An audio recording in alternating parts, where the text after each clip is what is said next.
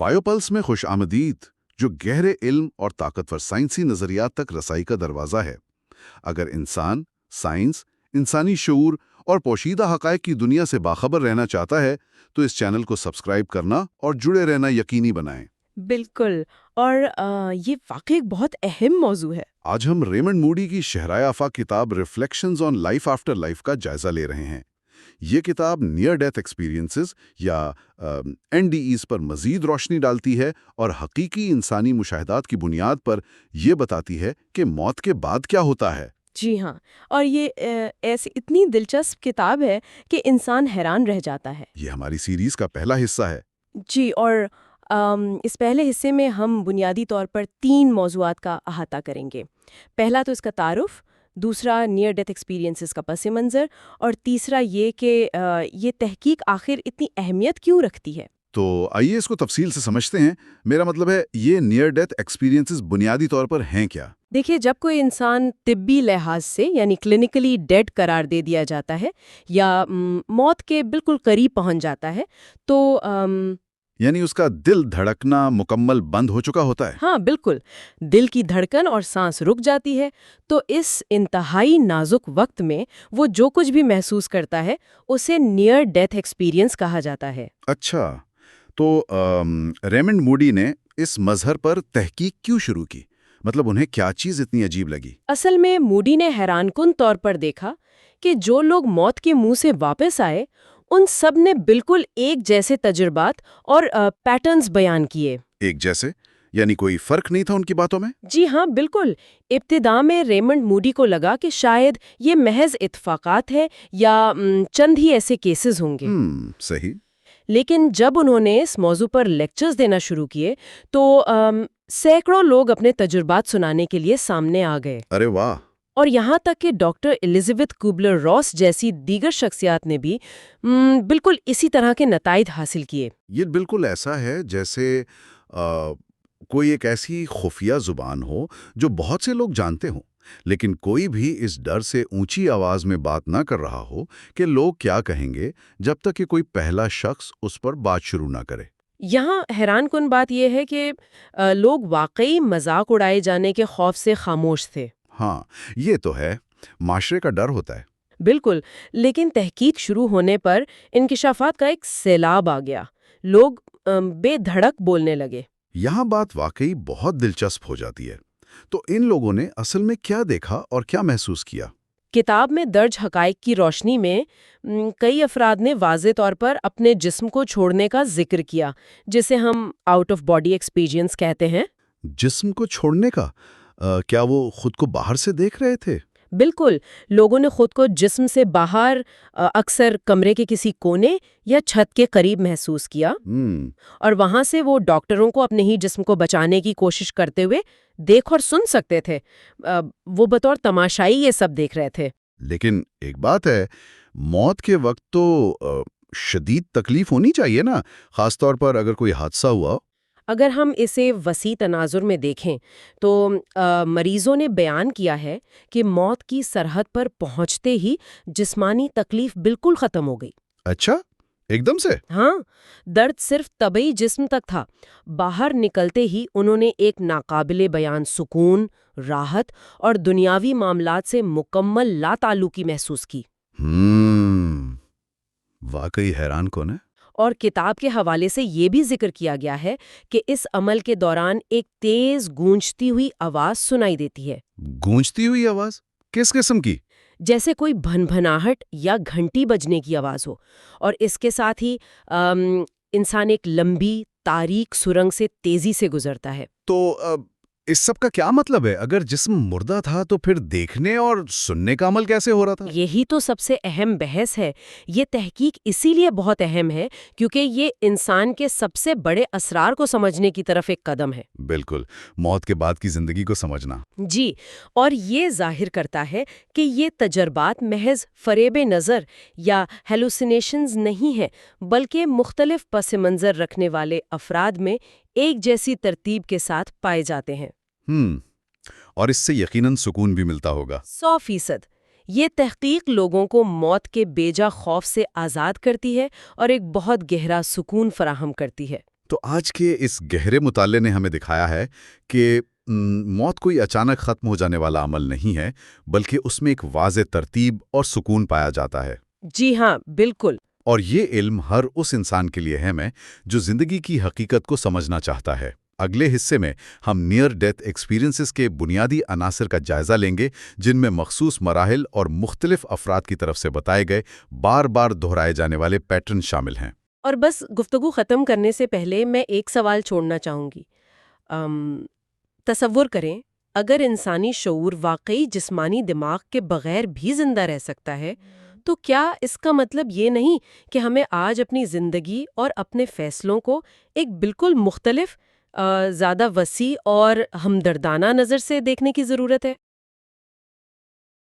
ذرا تصور کریں کہ ایک ہسپتال کے کمرے کی چھت کے قریب کوئی ہوا میں تیر رہا ہے اور وہ نیچے دیکھتا ہے جہاں ڈاکٹر اور نرسیں ایک بے جان جسم کے گرد جمع ہیں، مطلب اسے بچانے کی آخری اور انتہائی مایوس کن کوشش کر رہے ہیں۔ ایک انتہائی دباؤ والی صورتحال، بالکل۔ ہاں، لیکن اس تیرنے والے کو کوئی درد محسوس نہیں ہو رہا، کوئی تکلیف نہیں ہے، بلکہ ایک عجیب سی الجھن ہے۔ اور پھر اچانک اسے احساس ہوتا ہے کہ وہ جسم جسے وہ بچانے کی کوشش کر رہے ہیں وہ کسی اور کا نہیں بلکہ اسی کا اپنا جسم ہے۔ اور یہ سن کر ایسا لگتا ہے جیسے یہ کسی سائنس فکشن فلم کا منظر ہو۔ بالکل، لیکن یہ کوئی فلم نہیں ہے، یہ ان سینکڑوں لوگوں کے بیانات کا نچوڑ ہے جنہوں نے موت کو اتنے قریب سے دیکھا کہ واپس آ کر ان کی زندگیوں کا رخ ہی بدل گیا۔ پچھلے حصے میں ہم نے اس حیرت انگیز تحقیق کا تعارف دیکھا تھا کہ کیسے وہ لوگ جو موت کے بالکل قریب پہنچ گئے، یا مطلب جنہیں طبی لحاظ سے مردہ قرار دے دیا گیا تھا، وہ واپس آ کر کیا بتاتے ہیں۔ یہ ہماری سیریز کا دوسرا حصہ ہے۔ جی، اور آج کے اس تفصیلی جائزے کا مقصد ڈاکٹر ریمنڈ موڈی کی مشہور کتاب reflections on life after life میں موجود شواہد کی بنیاد پر موت کے قریب ہونے والے تجربات کو سمجھنا ہے، جنہیں عام طور پر NDEs کہتے ہیں۔ صحیح، اور آج ہم ان تجربات کے بنیادی عناصر پر بات کریں گے، جن میں تجربات کی مشترکہ خصوصیات، تجربے کا آغاز اور جسمانی وجود سے علیحدگی شامل ہیں۔ تو ٹھیک ہے، آئیے اس کو تفصیل سے سمجھتے ہیں، کیونکہ یہ دعوے بہت حیران کن ہیں۔ دیکھیں، یہ ایک ایسا موضوع ہے جو روایتی سائنسی اور فلسفیانہ سوچ کو پوری طرح جھنجھوڑ کر رکھ دیتا ہے۔ جب ہم ڈاکٹر موڈی کی کتاب کا مطالعہ کرتے ہیں تو سب سے اہم بات یہ سامنے آتی ہے کہ انہوں نے ان واقعات کو محض سنی سنائی کہانیوں کے طور پر پیش نہیں کیا۔ باقاعدہ ریسرچ کی ہے انہوں نے۔ بالکل، انہوں نے برسوں کی تحقیق، طبی ریکارڈز کے جائزے اور سینکڑوں افراد کے براہ راست انٹرویوز کے بعد ایک باقاعدہ خاکہ ترتیب دیا ہے، اور ان لوگوں نے موت کو ایک خیال نہیں بلکہ ایک ٹھوس واقعے کے طور پر محسوس کیا۔ ایک منٹ، اس سے پہلے کہ ہم اس خاکے یا ترتیب کی طرف جائیں، مجھے یہاں ایک انتہائی بنیادی سوال اٹھانا ہے۔ جب ہم سائنس اور طب کی بات کرتے ہیں تو کیا یہ فرض کر لینا زیادہ منطقی نہیں کہ یہ سب محض ایک وہم ہے؟ مطلب ہیلوسینیشن کی بات کر رہی ہیں آپ؟ ہاں، میرا مطلب ہے جب دل دھڑکنا بند ہو جاتا ہے تو دماغ کو آکسیجن کی سپلائی کٹ جاتی ہے، اور ہم جانتے ہیں کہ آکسیجن کی کمی کی وجہ سے دماغ شدید دباؤ کا شکار ہوتا ہے اور اس میں ہذیانی کیفیت پیدا ہو سکتی ہے۔ تو کیا یہ ممکن نہیں کہ ڈاکٹر مودی جن لوگوں کے تجربات بیان کر رہے ہیں وہ محض ایک مرتے ہوئے دماغ کے آخری بے ترتیب خواب ہوں؟ یہ شکوک و شبہات بالکل بجا ہیں، اور دلچسپ بات یہ ہے کہ طبی ماہرین کی طرف سے بھی سب سے پہلے یہی دلیل دی گئی تھی کہ یہ آکسیجن کی کمی کا نتیجہ ہے۔ تو پھر اس دلیل میں مسئلہ کیا ہے؟ کمزور پڑنے لگتا ہے، اور یہاں جو بات سب سے زیادہ حیران کن ہے وہ یہ ہے کہ ان تجربات میں ایک حیران کن یکسانیت اور تسلسل پایا جاتا ہے۔ یعنی وہ سب ایک ہی جیسی باتیں کر رہے تھے؟ بالکل۔ اگر یہ محض ایک مرتے ہوئے دماغ کا وہم یا خواب ہوتا تو اس کی نوعیت انتہائی بے ترتیب اور انفرادی ہونی چاہیے تھی۔ مطلب ایک شخص جو آکسیجن کی کمی کا شکار ہے وہ اپنے ذاتی خوف، اپنی یادوں یا اپنے بچپن کے خواب دیکھ سکتا ہے۔ صحیح، کسی کو اپنے پالتو کتے نظر آ رہے ہوں گے تو کسی کو کچھ اور۔ ہاں، لیکن یہاں ہم کیا دیکھتے ہیں؟ یہاں ہم دیکھتے ہیں کہ لوگ ایک مخصوص ترتیب کے ساتھ بالکل ایک جیسے واقعات بیان کر رہے ہیں۔ اچھا، تو آپ یہ کہہ رہے ہیں کہ ہر شخص کو اپنی اپنی پسندیدہ یا خوفناک فلم دیکھنی چاہیے تھی، لیکن یہاں سب ایک ہی فلم دیکھ رہے ہیں۔ ہاں، میں نے پہلے بھی ایک جگہ یہ تمثیل استعمال کی تھی کہ یہ ایسا ہی ہے جیسے مختلف لوگ ایک ہی فلم کو سنیما کے مختلف حصوں میں بیٹھ کر دیکھ رہے ہوں۔ بہت زبردست مثال ہے۔ مطلب ان کے بیان کرنے کا انداز تھوڑا مختلف ہو سکتا ہے، شاید وہ الگ الفاظ کا چناؤ کرے، لیکن فلم کی کہانی اور اس کے مناظر بالکل ایک جیسے ہوتے ہیں۔ لیکن میں اس تشبیہ پر بھی تھوڑا سا سوال اٹھانا چاہوں گی۔ جی بتائیں۔ اگر اتنے مختلف لوگ ایک ہی اسکرپٹ پر متفق ہیں تو اس کا مطلب ہے کہ یہ واقعی کوئی ٹھوس رجحان ہے۔ ان لوگوں کے پس منظر کیا تھے؟ کیا ان کی ذہنی یا مذہبی تربیت ایک جیسی تھی جس نے انہیں یہ اسکرپٹ دے دیا ہو؟ یہی تو وہ مقام ہے جہاں موڈی کا ڈیٹا سب سے زیادہ چونکا دینے والا ہے۔ کتاب کے مطابق ان لوگوں کا تعلق مختلف معاشرتی اور معاشی طبقوں سے تھا۔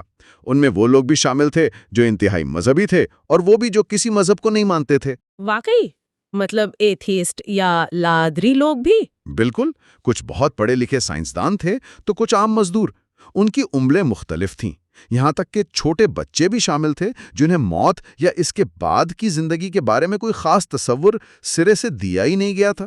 ارے واہ، بچوں کے بھی ایسے ہی تجربات تھے؟ جی، اس کے باوجود جب وہ اپنے تجربات بیان کرتے ہیں تو ان میں پائے جانے والے بنیادی عناصر بالکل ایک جیسے ہوتے ہیں۔ اگر یہ ان کے دماغ کی اپنی پیدا کردہ کہانی ہوتی تو ایک لا آدری شخص اور ایک کٹر مذہبی انسان کا تجربہ بالکل متضاد ہونا چاہیے تھا۔ ہاں، یہ تو بہت منطقی بات ہے۔ اور دیکھیں، میں یہاں ایک بات واضح کر دوں، ہم صرف موڈی کی کتاب میں درج پیٹرنز کو منع رپورٹ کر رہے ہیں۔ اس میں ہماری یا مصنف کی کوئی ذاتی تشریح شامل نہیں ہے۔ یہ وہ حقائق ہیں جو ریکارڈ کا حصہ ہیں۔ یہ بات واقعی سوچنے پر مجبور کرتی ہے۔ اگر اتنے مختلف دماغ آکسیجن کی کمی کے دوران بالکل ایک ہی رد عمل دے رہے ہیں تو یہ بذات خود سائنس کے لیے ایک بہت بڑا معمہ ہے۔ تو چلیں اب ہم اس مشترکہ خاکے کے اندر اترتے ہیں۔ یہ بات واقعی بہت دلچسپ ہو جاتی ہے کہ یہ فلم شروع کہاں سے ہوتی ہے۔ کتاب کے مطابق تجربے کا باقاعدہ آغاز اس وقت ہوتا ہے جب انسان شدید ترین جسمانی تکلیف اور صدمے کی انتہا پر ہوتا ہے۔ یعنی جب جسم ہار مان رہا ہوتا ہے۔ جی، اور پھر اچانک وہ تکلیف غائب ہو جاتی ہے۔ اس کے فوراً بعد جو سب سے پہلا اور واضح واقعہ رونما ہوتا ہے وہ اپنے ہی معالج یا ڈاکٹر کی آواز سننا ہے۔ اپنے ہی ڈاکٹر کی آواز؟ جی، مریض بڑی صفائی سے سنتا ہے کہ ڈاکٹر اعلان کر رہا ہے کہ ہم نے اسے کھو دیا ہے یا یہ شخص مر چکا ہے۔ اور یہ کوئی دھندلی سی آواز نہیں ہوتی۔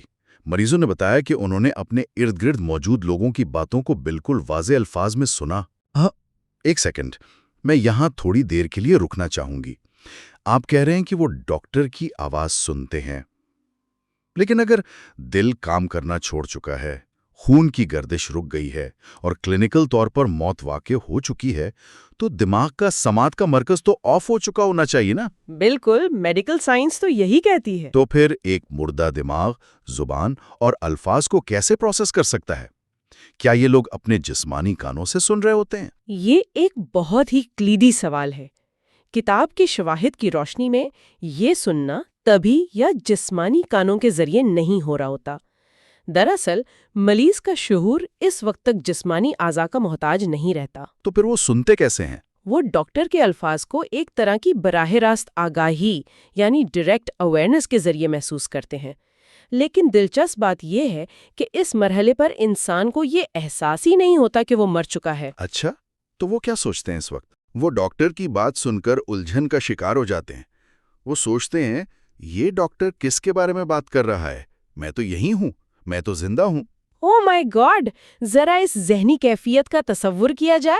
آپ پوری طرح ہوش میں ہیں، آپ کی سوچنے سمجھنے کی صلاحیت بیدار ہے اور آپ سن رہے ہیں کہ ایک ماہر ڈاکٹر آپ کو مردہ قرار دے رہا ہے۔ ایک انتہائی متضاد اور خوفناک صورتحال۔ بالکل، مطلب ایک طرف مشینوں پر لکیر سیدھی ہو چکی ہے اور دوسری طرف آپ کے اندر کا شعور پوری شدت سے چیخ رہا ہے کہ میں زندہ ہوں۔ اچھا، جب شعور بیدار تو ہے مگر وہ جسم کو کنٹرول نہیں کر پا رہا تو کیا اس وقت انہیں کوئی عجیب سی بے چینی یا کوئی اور آواز محسوس ہوتی ہے؟ ہاں، اس وقت ایک بہت ہی عجیب تجربہ ہوتا ہے۔ ڈاکٹر کے اعلان اور اس الجھن کے فوراً بعد لوگ ایک عجیب ناگوار آواز سننے کا ذکر کرتے ہیں۔ کیسی آواز؟ یہ آواز اکثر ایک بہت تیز گھنٹی بجنے، بھنبھناہٹ یا کسی تیز روگ گزرنے جیسی ہوتی ہے. کوئی اسے تیز رنگنگ کہتا ہے اور کوئی بزنگ ساؤنڈ بتاتا ہے. یہ تو جیسے کوئی عبوری مرحلہ ہو. جیسے ہم ریڈیو پر ایک فریکوینسی سے دوسری فریکوینسی کی طرف ڈائل گھماتے ہیں تو درمیان میں ایک تیز اور ناگوار سی آواز آتی ہے جسے ہم سٹیٹک کہتے ہیں. بالکل صحیح. فریکوینسی والی تشبیہ بہت عمدہ ہے. تو کیا یہ تیز ناگوار آواز شعور کے جسمانی حالت سے الگ ہونے کا اشارہ ہے؟ اور اس آواز کے سننے کے بعد کیا ہوتا ہے؟ اس تیز آواز اور بھنبھناہٹ کے فوراً بعد انسان کو محسوس ہوتا ہے کہ وہ اچانک اپنے طبعی جسم سے باہر نکل آیا ہے. اسے آؤٹ آف باڈی ایکسپیرینس یا OBE کہا جاتا ہے. وہ خود کو تیرتا ہوا محسوس کرتا ہے. کیا وہ کسی اور دنیا میں چلا جاتا ہے؟ مطلب کوئی روشنی یا کوئی اور جگہ؟ نہیں، اور حیران کن بات یہی ہے کہ جسم سے نکلنے کے بعد وہ کسی دوسری دنیا یا کسی پراسرار وادی میں نہیں پہنچتا، بلکہ وہ اسی کمرے میں، اسی طبعی ماحول میں موجود رہتا ہے. اگر ہسپتال کے وارڈ میں موت ہوئی ہے تو وہ وہیں رہتا ہے. اچھا، تو وہ کمرے سے غائب نہیں ہوتا، لیکن چونکہ اب وہ اپنے جسم کے اندر مقید نہیں ہے تو اس کا زاویہ نگاہ کیا ہوتا ہے؟ وہ چیزوں کو کیسے دیکھتا ہے؟ کتاب میں درج بیانات کے مطابق انسان ایک تماشائی کی طرح اپنے ہی جسم کو فاصلے سے دیکھتا ہے. عام طور پر بیانات میں یہ بتایا گیا ہے کہ انسان خود کو کمرے کی چھت کے قریب ہوا میں تیرتا ہوا پاتا ہے اور وہاں سے نیچے دیکھتا ہے. اور وہ نیچے ڈاکٹر اور نرسوں کو اپنے بے جان جسم کو بچانے کی کوشش کرتے ہوئے بہت واضح طور پر دیکھ رہا ہوتا ہے. تو اس سب کا آخر مطلب کیا ہے؟ مجھے یہاں ایک کیمرہ ڈرون کی مثال یاد آ رہی ہے. مطلب جیسے ایک ڈرون زمین سے اڑتا ہے اور ہوا میں رک کر بالکل نیچے اپنے ہی لانچ پیڈ کو دیکھتا ہے، بالکل اسی طرح انسان کا شعور اپنے جسم سے الگ ہو کر ہوا میں معلق ہو کر اسے نیچے دیکھ رہا ہوتا ہے. بالکل، یہ بالکل ایسا ہی نظارہ ہوتا ہے. لیکن یہاں میرا ایک اور سوال ہے جو مجھے بہت بے چین کر رہا ہے.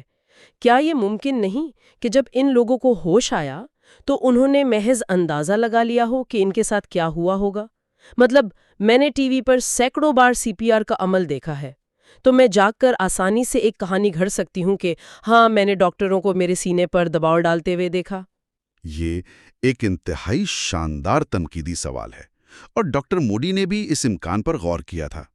اسی لیے انہوں نے مریضوں کے بیانات کا ان کے میڈیکل ریکارڈز اور وہاں موجود ڈاکٹروں کے بیانات کے ساتھ موازنہ کیا. اور کیا نتیجہ نکلا؟ نتائج حیران کن تھے.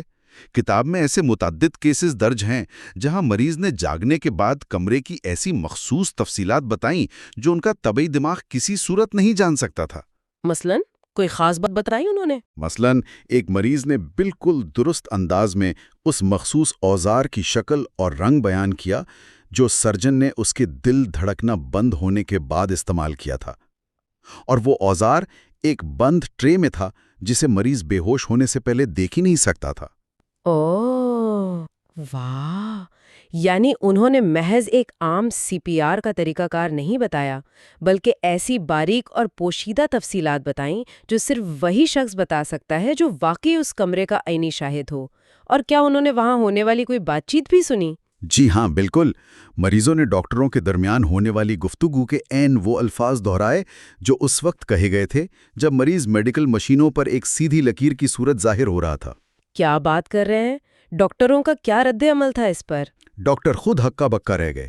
ان کے پاس میڈیکل سائنس کی روح سے اس بات کا کوئی جواز نہیں تھا کہ ایک بے جان جسم جس کا دماغ کام نہیں کر رہا، وہ اس قدر درستگی سے چیزوں کو کیسے ریکارڈ کر سکتا ہے. یہ تو واقعی بہت عجیب ہے. اچھا، جب انسان اپنے ہی بے جان جسم کو نیچے پڑا دیکھتا ہے، ڈاکٹروں کو بھاگ دوڑ کرتے دیکھتا ہے، تو اس وقت اس کی جذباتی کیفیت کیا ہوتی ہے؟ کیا وہ گھبرا نہیں جاتے؟ اگر ہم اسے بڑی تصویر سے جوڑ کر دیکھیں تو ابتدا میں ایک شدید جذباتی الجھن اور بے بسی کا احساس ہوتا ہے. جب وہ دیکھتے ہیں کہ ڈاکٹر پریشان ہیں تو وہ قدرتی طور پر ان سے رابطہ کرنے کی کوشش کرتے ہیں. مطلب وہ انہیں پکارتے ہیں؟ بالکل. وہ ڈاکٹر کو پکار کر کہتے ہیں، میں بالکل ٹھیک ہوں، پریشان مت ہوں، یا نرس کے کاندھے پر ہاتھ رکھنے کی کوشش کرتے ہیں.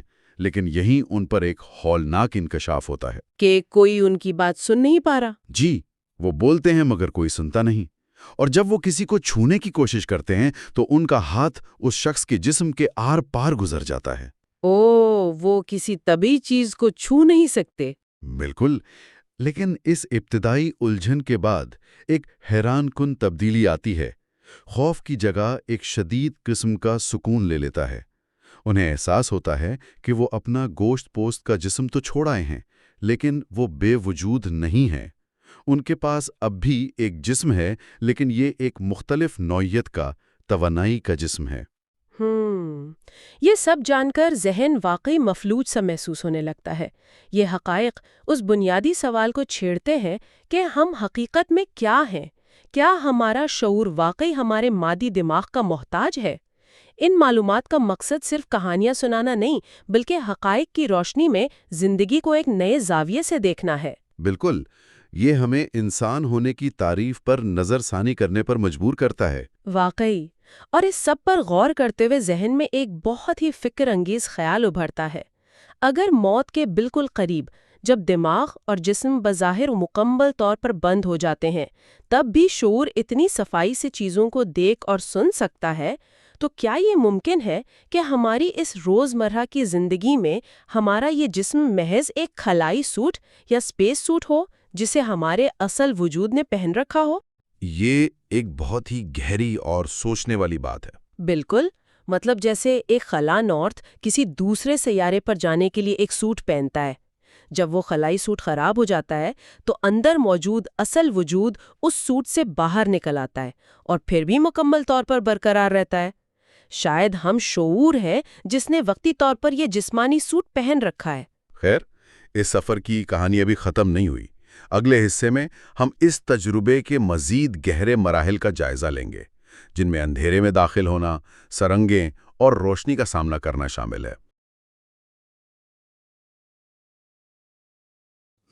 تصور کریں کہ کسی انسان کے دل کی دھڑکن اچانک رک گئی ہے۔ وہ اسپتال کے بستر پر ہے اور مانیٹر پر ایک سیدھی لکیر آ چکی ہے۔ ہاں، یعنی کلینکلی یا طبی لحاظ سے وہ شخص اب اس دنیا میں نہیں رہا۔ بالکل، ڈاکٹرز اس کو بچانے کی آخری کوشش کر رہے ہوتے ہیں، لیکن اس کا شعور، اس کی جو کانشسنس ہے، وہ اس وقت اتنی بیدار اور تیز ہوتی ہے جتنی شاید اس کی پوری زندگی میں کبھی نہیں تھی۔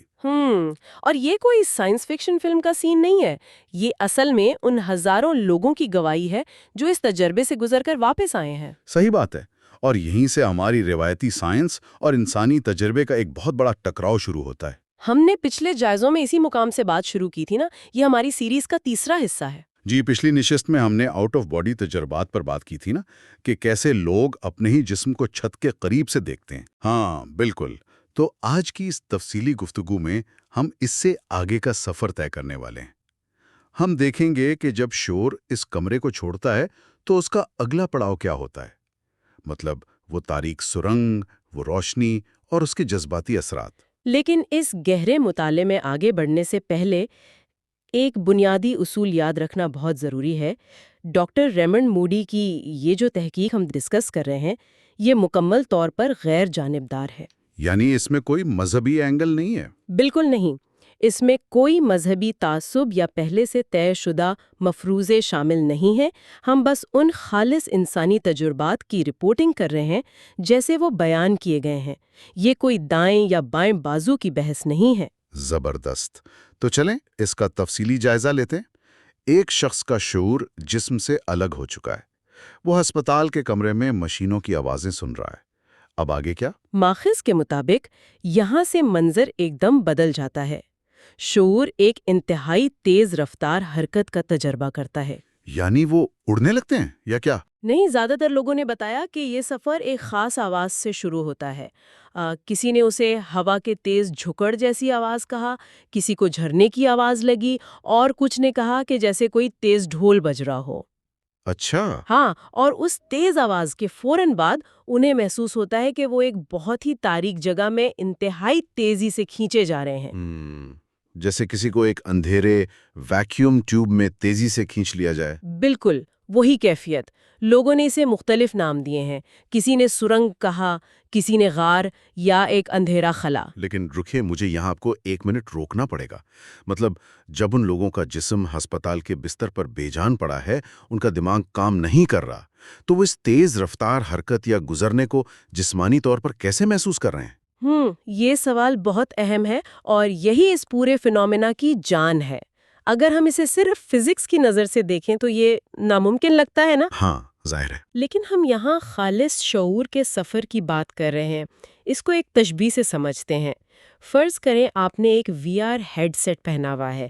اس گیم میں آپ کے پاس جسم ہے، آپ دوڑتے ہیں، فاصلے طے کرتے ہیں، اور پھر اچانک کوئی وہ ہیڈ سیٹ اتار دیتا ہے۔ تو وہ جو 1 سیکنڈ کا اندھیرا ہوتا ہے اسکرین اور اصلی دنیا کے بیچ۔ بالکل، وہ جو عبوری مرحلہ یا ٹرانزیشن کا وقت ہوتا ہے، یہ سرنگ اسی کی نمائندگی کرتی ہے۔ ہمارا شعور زندگی بھر وقت اور فاصلے کا عادی ہوتا ہے، تو جب وہ جسم سے باہر نکلتا ہے تو اس غیر مادی سفر کو وہ ایک تیز رفتار سرنگ کی شکل میں محسوس کرتا ہے۔ وہ دراصل کوئی کلومیٹر طے نہیں کر رہے ہوتے۔ ارے واہ، یہ تشبیہ تو واقعی بہت کچھ کلیئر کر دیتی ہے۔ مطلب دماغ اس نئے تجربے کو سمجھنے کی کوشش کر رہا ہے، لیکن یہ تاریک سرنگ ختم بھی تو ہوتی ہوگی نا؟ جی، اور یہاں بات واقعی بہت دلچسپ ہو جاتی ہے۔ اس تاریک سفر کا اختتام ایک ایسی چیز پر ہوتا ہے جو ناقابل یقین ہے۔ سرنگ کے آخر میں وہ روشنی سے ملتے ہیں۔ روشنی؟ کیا یہ کوئی عام روشنی ہوتی ہے؟ بالکل نہیں۔ ماخذ کے مطابق یہ ایک انتہائی روشن، سنہری اور چکا چوند کر دینے والی روشنی ہے۔ لیکن حیرت انگیز بات یہ ہے کہ ایک سیکنڈ، اگر روشنی اتنی تیز ہے تو کیا وہ سورج کی طرح آنکھوں کو چبھتی نہیں ہے؟ یہی تو سب سے عجیب بات ہے، وہ بالکل تکلیف دار نہیں ہوتی۔ وہ آنکھوں کو خیرہ ضرور کرتی ہے، لیکن اس میں ایک عجیب سا سکون ہوتا ہے۔ کچھ لوگوں نے تو اسے روشنیوں کے شہر کے طور پر بیان کیا ہے، جہاں چشمے اور عمارتیں دمک رہی ہوتی ہیں۔ لیکن میرے ذہن میں ایک شک آ رہا ہے، اور شاید ہمارے سننے والے بھی یہی سوچ رہے ہوں۔ کیا ایسا نہیں ہو سکتا کہ موت کے وقت دماغ کی آپٹک نروز میں، یعنی آنکھوں کے اعصاب میں، آکسیجن کی کمی ہو رہی ہو؟ ہائپوکسیا کی بات کر رہے ہیں آپ؟ ہاں، تو کیا یہ ممکن نہیں کہ آکسیجن کی کمی سے کوئی کیمیائی رد عمل ہو رہا ہو اور انہیں صرف ایک چمک یا ہیلوسینیشن نظر آ رہی ہو؟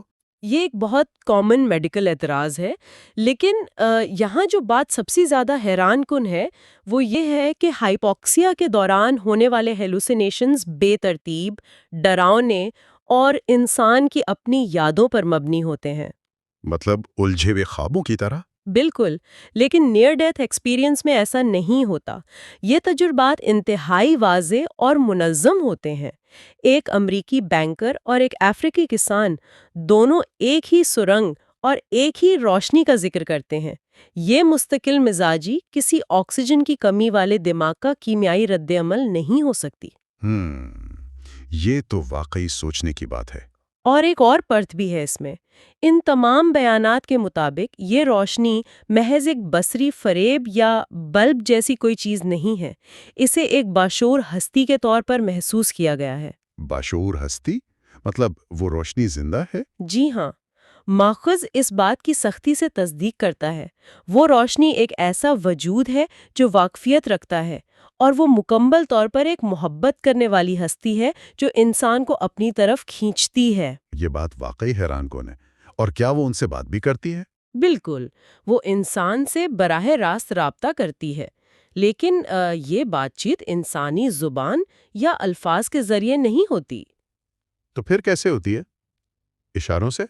نہیں، یہ مکمل طور پر بغیر الفاظ کے، یعنی نان وربل کمیونیکیشن ہے۔ یہ سیدھا خیالات کی منتقلی ہے۔ اچھا، یعنی یہ ایسا ہے جیسے 2 کمپیوٹرز کے درمیان ڈائریکٹ ڈیٹا ٹرانسفر ہو رہا ہو، جہاں زبان، ترجمے یا غلط فہمی کی کوئی گنجائش ہی نہ ہو۔ آپ جو سوچتے ہیں وہ فوراً سمجھ لیا جاتا ہے۔ آپ نے بالکل صحیح پکڑا ہے، اور وہ ہستی جوابی پیغام بھی براہ راست ذہن میں ڈالتی ہے۔ تو یہ باشعور روشنی ان سے بات کیا کرتی ہے؟ کچھ پوچھتی ہے؟ ہاں، وہ ایسے سوالات کرتی ہے جو انسان کو اپنی زندگی کا جائزہ لینے پر مجبور کرتے ہیں۔ لیکن اگر ہم اسے وسیع تر تناظر میں دیکھیں تو یہ سوالات تنقیدی یا سزا دینے والے نہیں ہوتے، یہ بے پناہ محبت سے بھرپور ہوتے ہیں۔ لیکن عام زندگی میں تو جب ہم سے کوئی ایسا سوال پوچھے، ہم فوراً بہانے بنانے لگتے ہیں یا جھوٹ بولتے ہیں۔ اور یہی اس بلہر الفاظ کی گفتگو کا کمال ہے نا۔ وہاں آپ جھوٹ بول ہی نہیں سکتے۔ آپ کی نیت اور آپ کی سچائی مکمل طور پر بے نقاب ہو جاتی ہے۔ آپ بالکل شفاف ہو جاتے ہیں اس روشنی کے سامنے۔ اوہ، مطلب کوئی ماسک نہیں، کوئی چھپاؤ نہیں۔ تو اس سب کا مطلب کیا ہے؟ ایک طویل تاریک سرنگ سے گزر کر ایسی روشنی سے مل کر ان کے جذبات کیا ہوتے ہیں؟ اس تجربے کا سب سے نمایاں پہلو وہ بے پناہ سکون اور گرم جوشی کا احساس ہے۔ ایک شخص نے کتاب میں کہا کہ وہاں کوئی درد نہیں تھا، صرف اور صرف سکون تھا۔ میں سوچ رہا ہوں کہ یہ لوگ کچھ دیر پہلے ہی ہسپتال میں شدید درد میں تھے یا کسی خوفناک حادثے کا شکار تھے، اور اچانک وہ ایک ایسے کمال سکون میں چلے گئے۔ بالکل، اور یہ احساس اتنا گہرا، محبت بھرا اور طاقتور ہوتا ہے کہ بے شمار لوگ اس روشنی کو چھوڑ کر واپس اپنے جسم میں آنا ہی نہیں چاہتے۔ واپس آنا نہیں چاہتے، لیکن ان کے گھر والے، بچے؟ ہاں، حیرت کی بات یہ ہے کہ وہ دنیا میں اپنے بچوں اور رشتہ داروں سے بے پناہ محبت کرتے ہیں، لیکن وہ سکون اتنا طمانینت بخش ہوتا ہے کہ ان کا دل واپس آنے کو نہیں مانتا۔ یہ تو انسان کی نفسیات ہی بدل دینے والی بات ہے۔ جی، اور جب وہ واپس آتے ہیں تو یہیں سے ان کی نفسیات ہمیشہ کے لیے بدل چکی ہوتی ہے۔ ان کے دلوں سے موت کا خوف مکمل طور پر ختم ہو جاتا ہے۔ ہمیشہ کے لیے؟ ہاں، کیونکہ انہیں پتہ چل جاتا ہے کہ موت کوئی اندھیرا یا انجام نہیں ہے، بلکہ محض ایک نیا سفر ہے۔ یہ سکون کوئی وقتی رد عمل نہیں ہوتا، بلکہ ان کی بقیہ زندگی کے لیے ایک مستقل نفسیاتی تبدیلی بن جاتا ہے۔ واہ! اگر ہم اس کو سمیٹیں تو ہم نے دیکھا کہ موت کی دہلیز پر پہنچنے والے لوگ کیسے تاریک سرنگ کا سفر کرتے ہیں، ایک باشعور روشنی سے بغیر الفاظ کے بات کرتے ہیں، اور ایک ناقابل بیان سکون محسوس کرتے ہیں۔ بالکل، یہ ایک ایسا سفر ہے جو ہماری مادی سوچ کی تمام حدیں توڑ دیتا ہے۔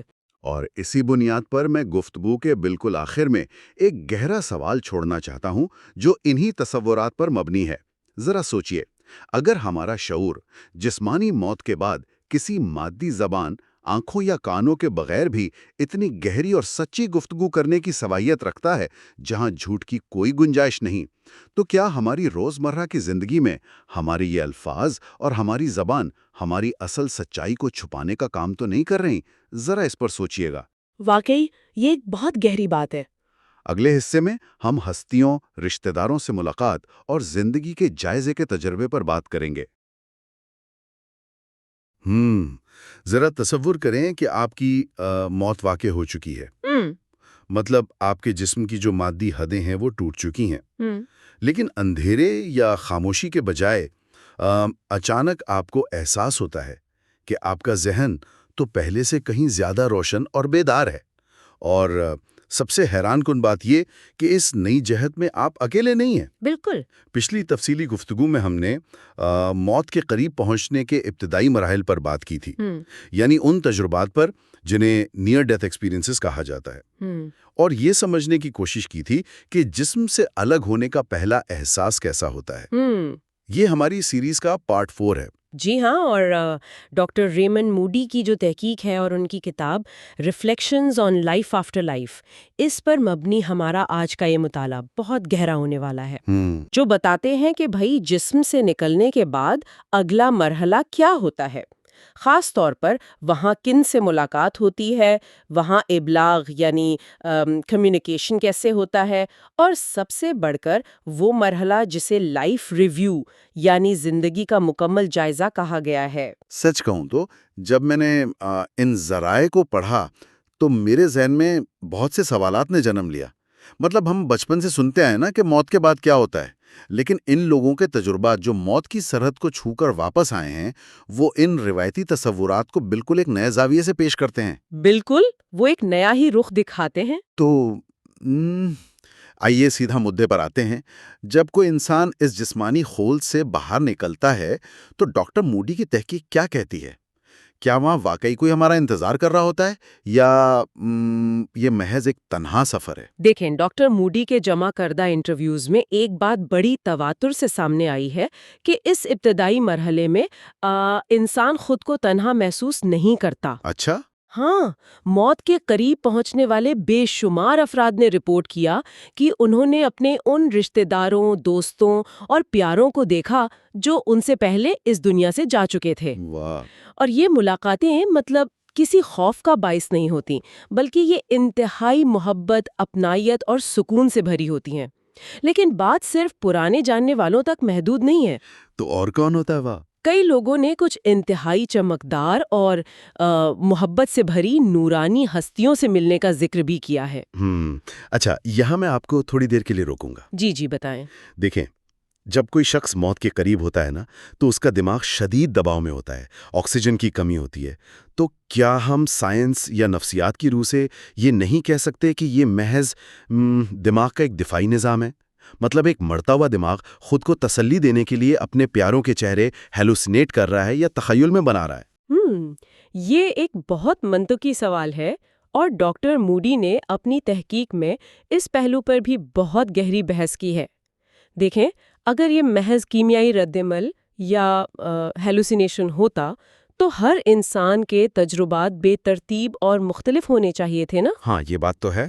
لیکن ان ذرائع میں جو چیز سب سے زیادہ حیران کن ہے وہ ان تجربات کی ساخت اور تفصیلات میں یکسانیت ہے۔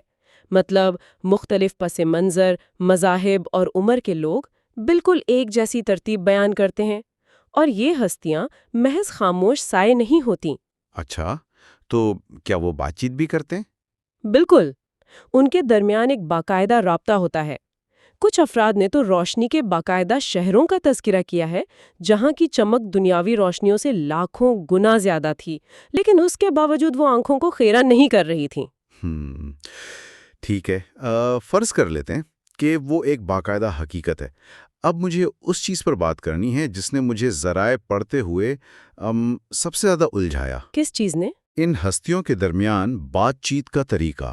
کتاب کے مطابق وہاں کوئی الفاظ ادا نہیں کیے جاتے، کوئی زبان نہیں بولی جاتی ہے، تو پھر مطلب یہ رابطہ کیسے ہوتا ہے؟ بالکل درست کہا آپ نے۔ ان ملاقاتوں میں ہمارا جو روایتی دنیاوی ابلاغ ہے وہ کام نہیں کرتا۔ وہاں کوئی ہونٹ نہیں ہلتے، کوئی ساؤنڈ ویوز یا آواز کی لہریں کانوں سے نہیں ٹکراتی۔ ذرائع یہ بتاتے ہیں کہ خیالات اور جذبات براہ راست ایک ذہن سے دوسرے ذہن میں منتقل ہو جاتے ہیں۔ ایک ذہن سے دوسرے ذہن میں؟ جی ہاں، یہ ایک خالص، فوری اور مکمل طور پر شفاف تبادلہ ہے جسے ہم عام زبان میں ٹیلی پیتھی کہہ سکتے ہیں، لیکن دراصل یہ اس سے کہیں زیادہ گہرا ہے۔ تو کیا میں اسے آج کل کی ٹیکنالوجی سے تشبیہ دے سکتا ہوں؟ کیسی ٹیکنالوجی؟ جیسے ہم اپنے اسمارٹ فونز میں ایئر ڈراپ یا بلوٹوتھ کے ذریعے بغیر کسی تار کے بھاری فائلیں 1 سیکنڈ میں ٹرانسفر کر لیتے ہیں۔ مطلب میں نے بس ارادہ کیا اور میرے ذہن کی پوری بات اس کے تمام تر سیاق و سباق کے ساتھ فوراً دوسری ہستی کے ذہن میں ڈاؤن لوڈ ہو گئی۔ ارے واہ، یہ ایک بہترین تشبیہ ہے۔ جی ہاں، بالکل ایسا ہی ہوتا ہے۔ آپ کو جملے بنانے یا مناسب الفاظ چننے کی ضرورت ہی نہیں پڑتی۔ نیت اور سوچ بالکل بغیر کسی رکاوٹ یا فلٹر کے براہ راست دوسری طرف پہنچ جاتی ہے۔ لیکن رکیے، جی، اگر یہ واقعی ایسا ہے تو اس کا ایک بہت خوفناک پہلو بھی تو ہے۔ وہ کیا؟ ہم تو روزمرہ زندگی میں اپنے الفاظ کا انتخاب بہت سوچ سمجھ کر کرتے ہیں نا، تاکہ اپنے اصل جذبات، اپنی چالاکیوں یا اپنے جھوٹ کو چھپا سکیں۔ اگر معلومات اس طرح براہ راست اور بغیر فلٹر کے منتقل ہوں تو پھر تو آپ کو چھپا ہی نہیں سکتے۔ مطلب کیا وہاں جھوٹ بولنے کی کوئی گنجائش باقی رہتی ہے؟ آپ نے بالکل اس تصور کی دکھتی رگ پر ہاتھ رکھا ہے۔ ڈاکٹر موڈی کی ذرائع بالکل یہی بتاتے ہیں کہ وہاں کچھ بھی چھپانا قطعی طور پر ممکن نہیں ہوتا۔ باپ رے، یہ تو بہت... ہاں نا، جب خیالات براہ راست منتقل ہو رہے ہوں تو آپ کوئی سماجی ماسک نہیں پہن سکتے۔ جو آپ کے اندر چل رہا ہے وہی باہر کی حقیقت ہے۔ سب کچھ مکمل طور پر بے نقاب ہوتا ہے، اور اس براہ راست ابلاغ کی طاقت اور شفافیت کو سمجھنے کے لیے کتاب میں ایک انتہائی حیران انگیز واقعہ درج ہے جسے ڈاکٹر موڈی نے سپر نیچرل ریسکیو یعنی مافوق الفطرت بچاؤ کے زمرے میں بیان کیا ہے۔ ہاں، وہ تیزاب کے ٹینک والا واقعہ، وہ تو پڑھ کر ہی میرے رونگٹے کھڑے ہو گئے تھے۔ لیکن میں چاہوں گا کہ آپ اسے ہمارے سننے والوں کے لیے ذرا کھول کر بیان کریں۔ بالکل، میں بتاتی ہوں۔ ایک شخص جو ایک انڈسٹریل پلانٹ میں کام کرتا تھا، وہ ایک حادثے کا شکار ہو کر اچانک انتہائی تیز کھولتے ہوئے تیزاب اور بھاپ کے ایک بہت بڑے ٹینک میں گر گیا۔ اوہ خدایا! اب ذرا اس صورتحال کے خوف کا تصور کریں، چاروں طرف اندھیرا، شدید جلن اور موت بالکل سامنے۔ اور اس صورتحال میں تو انسان کے ہوش و حواس ویسے ہی کام کرنا چھوڑ دیتے ہیں، مطلب اس کا بچنا تو عملی طور پر ناممکن تھا نا؟ بالکل ناممکن تھا۔ اس شخص نے خود بھی یہ حقیقت تسلیم کر لی تھی کہ بس اب اس کا وقت ختم ہو چکا ہے، لیکن عین اسی لمحے جب وہ موت کے منہ میں تھا، اسے ایک آواز سنائی دی جس نے انتہائی سکون سے پوچھا، کیا تم اس طرف آؤ گے؟ ایک سیکنڈ، جی، کیا وہ کوئی فزیکل آواز تھی؟ مطلب کیا وہاں کوئی اور شخص موجود تھا جو اسے پکار رہا تھا؟ یہی تو اس واقعے کا سب سے اہم نقطہ ہے۔ اس شخص نے بعد میں حیرت سے بتایا کہ وہ کوئی عام طبی آواز نہیں تھی جو اس کے کانوں کے پردوں سے ٹکرائی ہو۔ تو پھر وہ آواز اس کے چاروں طرف سے نہیں آ رہی تھی، بلکہ وہ سیدھا اس کے اپنے ذہن کے اندر گونج رہی تھی، بالکل واضح اور انتہائی ایمپلیفائڈ۔ تیزاب اور بھاپ کی وجہ سے وہ شخص اپنی آنکھیں کھلی نہیں رکھ سکتا تھا، وہ مکمل طور پر اندھا ہو چکا تھا، لیکن آنکھیں بند ہونے کے باوجود اسے ایک تیز اور واضح روشنی نظر آئی۔ اس نے اسی اندھے پن کی حالت میں اس اندرونی روشنی اور اس بغیر الفاظ والی رہنمائی پر عمل کیا۔ وہ آواز اسے مسلسل ذہن کے اندر ہدایات دیتی رہی، اور وہ شخص حیران کن طور پر خود بخود اس موت کے ٹینک سے بالکل محفوظ باہر نکل آیا۔ یہ بات ہضم کرنا تھوڑی مشکل ہے۔ ڈاکٹرز کا کیا رد عمل تھا؟ میرا مطلب ہے اگر وہ تیزاب میں گرا تھا تو اس کا جسم تو بری طرح جھلس جانا چاہیے تھا نا؟ ڈاکٹرز مکمل طور پر حیران اور ششدر تھے۔ اس کے کپڑے تیزاب سے گل چکے تھے، لیکن اس کا جسم اور خاص طور پر اس کی آنکھیں حیران کن حد تک محفوظ تھیں۔ ڈاکٹروں کے پاس اس بات کا کوئی سائنسی جواز نہیں تھا کہ وہ کیسے بچا۔ یہ واقعہ اس بات کا ثبوت پیش کرتا ہے کہ جب مادی دنیا کے حواس کام کرنا چھوڑ دیتے ہیں تو یہ جو ذہن سے ذہن کا رابطہ ہے، یہ کتنا طاقتور، کتنا حقیقی اور کتنا واضح ہوتا ہے۔ یہ واقعی ذہن کو چکرا دینے والا ہے، لیکن مجھے ایک بات بتائیں۔ جی پوچھیں۔ یہ سب سن کر ایسا لگتا ہے جیسے موت کے بعد کا ہر تجربہ بس روشنی، رہنمائی اور محبت سے بھرا ہوا ہے۔ کیا یہ تجربہ ہر کسی کے لیے اتنا ہی روشن ہوتا ہے؟ مطلب کیا کچھ لوگ اس نئی دنیا میں جا کر کنفیوز نہیں ہوتے یا الجھن کا شکار نہیں ہوتے؟ یہ ایک بہت اہم سوال ہے، کیونکہ اگر ہم صرف روشنی اور محبت کی بات کریں تو تصویر ادھوری رہ جاتی ہے۔ ڈاکٹر موڈی کی کتاب میں ایک پورا حصہ بھٹکتی ہوئی روحوں یا بیولڈرڈ اسپرٹس کے لیے مختص کیا گیا ہے۔ اچھا، جن افراد نے دوسری طرف کے مناظر دیکھے، انہوں نے رپورٹ کیا کہ انہیں کچھ ایسی ہستیاں بھی نظر آئیں جو نورانی، چمکدار یا پرسکون نہیں تھیں۔ اس کے برعکس وہ خاکستری یعنی گرے، مدھم اور انتہائی اداس دکھائی دیتی تھیں۔ خاکستری اور مدھم؟ لیکن ایسا کیوں؟ کیا انہیں وہ روشنی نظر نہیں آتی؟ اس کی وجہ ان کا اپنا اندرونی کانفلکٹ یا کشمکش ہے۔ ذرائع کے مطابق یہ وہ ہستیاں تھیں جو بظاہر دنیاوی چیزوں، مادی عادتوں یا دنیا میں موجود افراد کے ساتھ اس قدر شدید جڑی ہوئی تھیں کہ وہ اپنی طبعی موت کو قبول ہی نہیں کر پا رہی تھیں۔ وہ اس بات پر اصرار کر رہی تھیں کہ وہ اب بھی اسی دنیا کا حصہ ہیں۔ چونکہ ہم پہلے ہی طے کر چکے ہیں کہ اس جہت میں آپ کا خیال ہی آپ کی حقیقت بن جاتا ہے، اس لیے ان کی یہ دنیاوی وابستگی ان کے لیے ایک ذہنی قید بن چکی تھی۔ یعنی وہ ایک ایسی دنیا میں مادی چیزوں کو پکڑنے کی کوشش کر رہی ہیں جہاں مادہ موجود ہی نہیں ہے۔ بالکل، یہ تو ایک ناختم ہونے والی الجھن لگتی ہے۔ بالکل ایسا ہی ہے۔ ان کے سر نیچے جھکے ہوئے تھے، وہ بے مقصد ادھر ادھر گھوم رہی تھیں، جیسے کسی شدید پریشانی میں ہوں۔ ایک انٹرویو میں ایک شخص نے بتایا کہ اس نے ایک عورت کو دیکھا جو ایک گھر کے اندر کچھ بچوں اور ایک بڑی عمر کی خاتون سے بات کرنے کی انتہائی مایوس کن کوشش کر رہی تھی۔ ایک منٹ، وہ زندہ لوگوں سے بات کرنے کی کوشش کر رہی تھی؟ جی ہاں، وہ عورت ان بچوں کو کچھ سمجھانا چاہ رہی تھی، شاید وہ انہیں تنبیہ کر رہی تھی کہ وہ غلطیاں مت کرو جو میں نے کی، اپنا طرز زندگی بدلو تاکہ تمہارا انجام میرے جیسا نہ ہو۔ وہ انہیں کنٹرول کرنے یا ان کی رہنمائی کرنے کی کوشش کر رہی تھی، لیکن المیہ یہ تھا کہ گھر کے وہ زندہ افراد اسے بالکل نہیں سن پا رہے تھے اور نہ ہی دیکھ پا رہے تھے۔ جیسے ان کے اور اس عورت کے درمیان کوئی شیشے کی دیوار حائل ہو؟ بالکل ایک شیشے کی دیوار کی طرح۔ وہ چیخ رہی ہے لیکن دوسری طرف مکمل خاموشی ہے۔ یہ تصور تو انتہائی دل خراش اور تکلیف دہ۔ ہاں نا، وہ زندہ لوگ اپنے روزمرہ کے کاموں میں مگن تھے اور وہ مدھم ہستی مسلسل تڑپ رہی تھی، ان کی توجہ حاصل کرنے کے لیے بے قرار تھی۔ یہ واقعہ ہمیں بتاتا ہے کہ جب انسان دنیاوی وابستگیوں، طاقت کی ہوس یا کنٹرول کرنے کی خواہش کو چھوڑ نہیں پاتا تو وہ ایک عجیب سی بے بسی اور الجھن کی حالت میں پھنس جاتا ہے۔ صحیح۔ وہ روشنی کی طرف نہیں جا پاتا کیونکہ اس کی پیٹھ روشنی کی طرف ہوتی ہے اور نظریں اس مادی دنیا پر جمی ہوتی ہیں۔ یہ بہت گہرا نفسیاتی پہلو رکھتی ہے۔ اگر آپ کے خیالات میں پردہ نہیں رہتا اور آپ کی سوچ ہی آپ کی حقیقت بن جاتی ہے تو پھر ایک مقام ایسا ضرور آتا ہوگا جہاں آپ خود سے بھی کچھ نہیں چھپا سکتے۔ اور میرے خیال میں یہی وہ موڑ ہے جسے ذرائع نے لائف ریویو یا زندگی کے جائزے کا نام دیا ہے نا؟ آپ نے بالکل کڑی سے کڑی ملائی ہے۔ جب یہ تسلیم کر لیا جائے کہ اس حالت میں ہر چیز، ہر سوچ، ہر نیت بے نقاب ہوتی ہے تو اسی بنیاد پر زندگی کا جائزہ شروع ہوتا ہے۔ اور یہ کوئی عام یادداشت کا فلیش بیک نہیں ہے کہ مرنے سے پہلے آنکھوں کے سامنے بچپن کی کچھ یادیں گھوم گئیں۔ تو پھر کیسا ہوتا ہے یہ؟ ذرائع بتاتے ہیں کہ لوگوں نے اپنی پوری زندگی کے واقعات کو پیدائش سے لے کر موت کے لمحے تک ایک ساتھ محض ایک سیکنڈ کے کچھ حصے میں اپنے سامنے چلتے ہوئے دیکھا۔ ایک لمحے میں پوری زندگی؟ یہ کیسے ممکن ہے؟ مطلب انسانی یادداشت تو بہت کمزور ہے۔ ہمیں تو یہ یاد نہیں رہتا کہ 2 دن پہلے ہم نے دوپہر کے کھانے میں کیا کھایا تھا، تو زندگی کا ہر لمحہ ایک ساتھ کیسے پروسیس ہو سکتا ہے؟ یہی تو اس تجربے کی سب سے حیران کن بات ہے، اور یہ ہمارے دماغ کی محدود صلاحیت اور شعور یعنی کانشسنس کی لامحدود طاقت کے درمیان فرق کو واضح کرتا ہے۔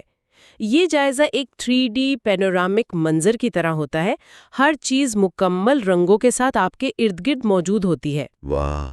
اور اس کی شفافیت یا کلیرٹی اتنی حیران کن ہوتی ہے کہ انسان کی زندگی کا کوئی ایک چھوٹا سا بظاہر غیر اہم واقعہ بھی اس سے نہیں چھوٹتا۔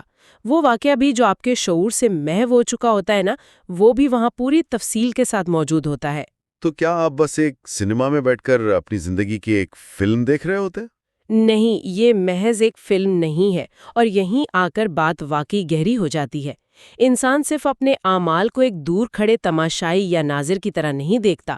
اس جائزے کی سب سے انوکھی اور اگر میں کہوں کہ سب سے ہلا دینے والی بات یہ ہے کہ وہ شخص ان اعمال کے نتیجے میں دوسروں کو پہنچنے والی تکلیف، دکھ، خوشی یا راحت کو بالکل اسی طرح محسوس کرتا ہے جیسے وہ خود ان کی جگہ ہو۔ مائی گاڈ! ذرا مجھے اسے پروسیس کرنے دیں۔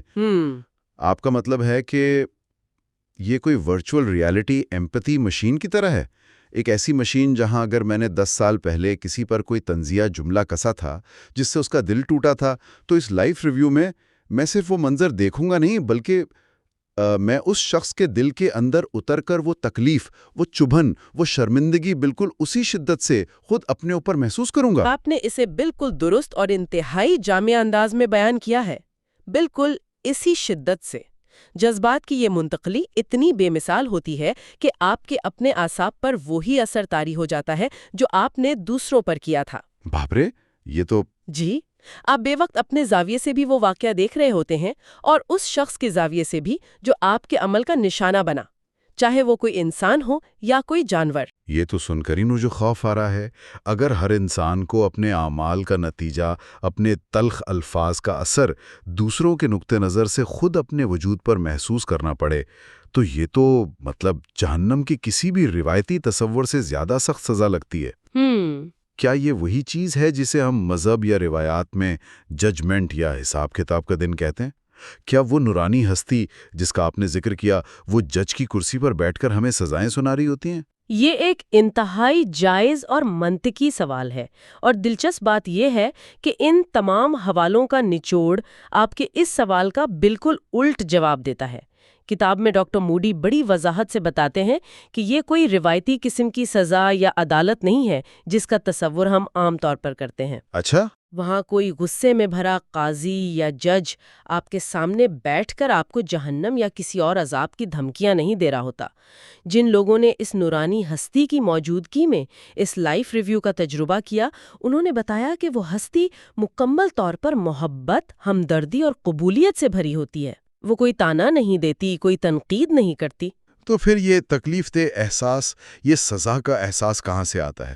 اگر سامنے والا جج نہیں کر رہا تو ہمیں درد کیوں محسوس ہوتا ہے؟ کیونکہ وہ ججمنٹ آپ کے اندر سے آتی ہے۔ یہ وہ مقام ہے جہاں کوئی بھی بیرونی عدالت آپ کو کٹہرے میں کھڑا نہیں کرتی، بلکہ آپ خود اپنا احتساب کرتے ہیں۔ خود احتسابی۔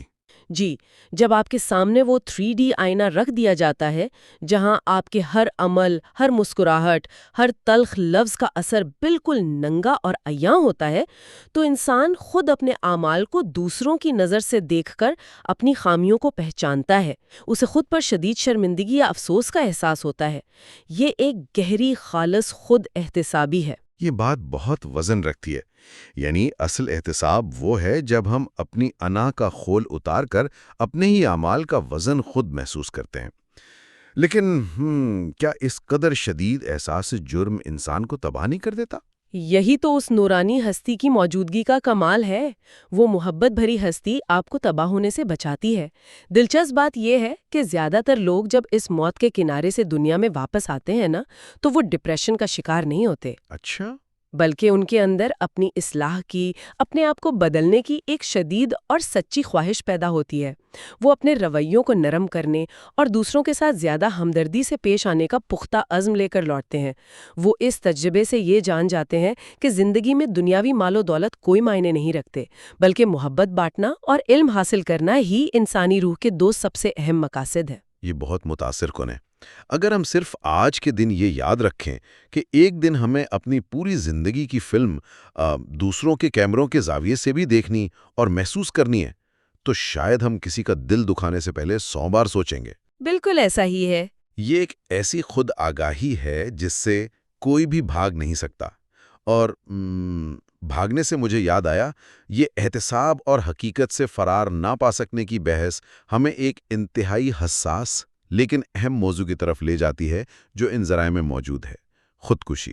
جی ہاں، یہ ایک بہت اہم اور فکر انگیز خیال ہے جس پر ڈاکٹر موڈی نے خصوصی توجہ دی ہے۔ یہ وہ پہلو ہے جو ہمیں واضح طور پر بتاتا ہے کہ انسان کبھی بھی اپنے اندرونی مسائل سے شارٹ کٹ کے ذریعے بھاگ نہیں سکتا۔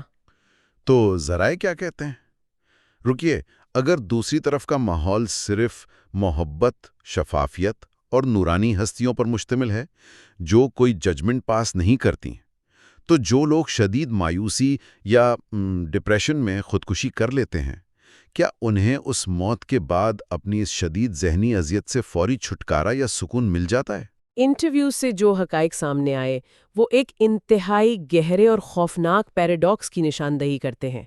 کتاب میں واضح طور پر لکھا ہے کہ جن افراد نے انتہائی مایوسی یا کسی شدید جذباتی یا گھریلو مسئلے سے تنگ آ کر خودکشی کی کوشش کی اور وہ موت کے قریب کے تجربے سے گزر کر واپس آئے، ان سب کا ایک ہی متفقہ بیان تھا۔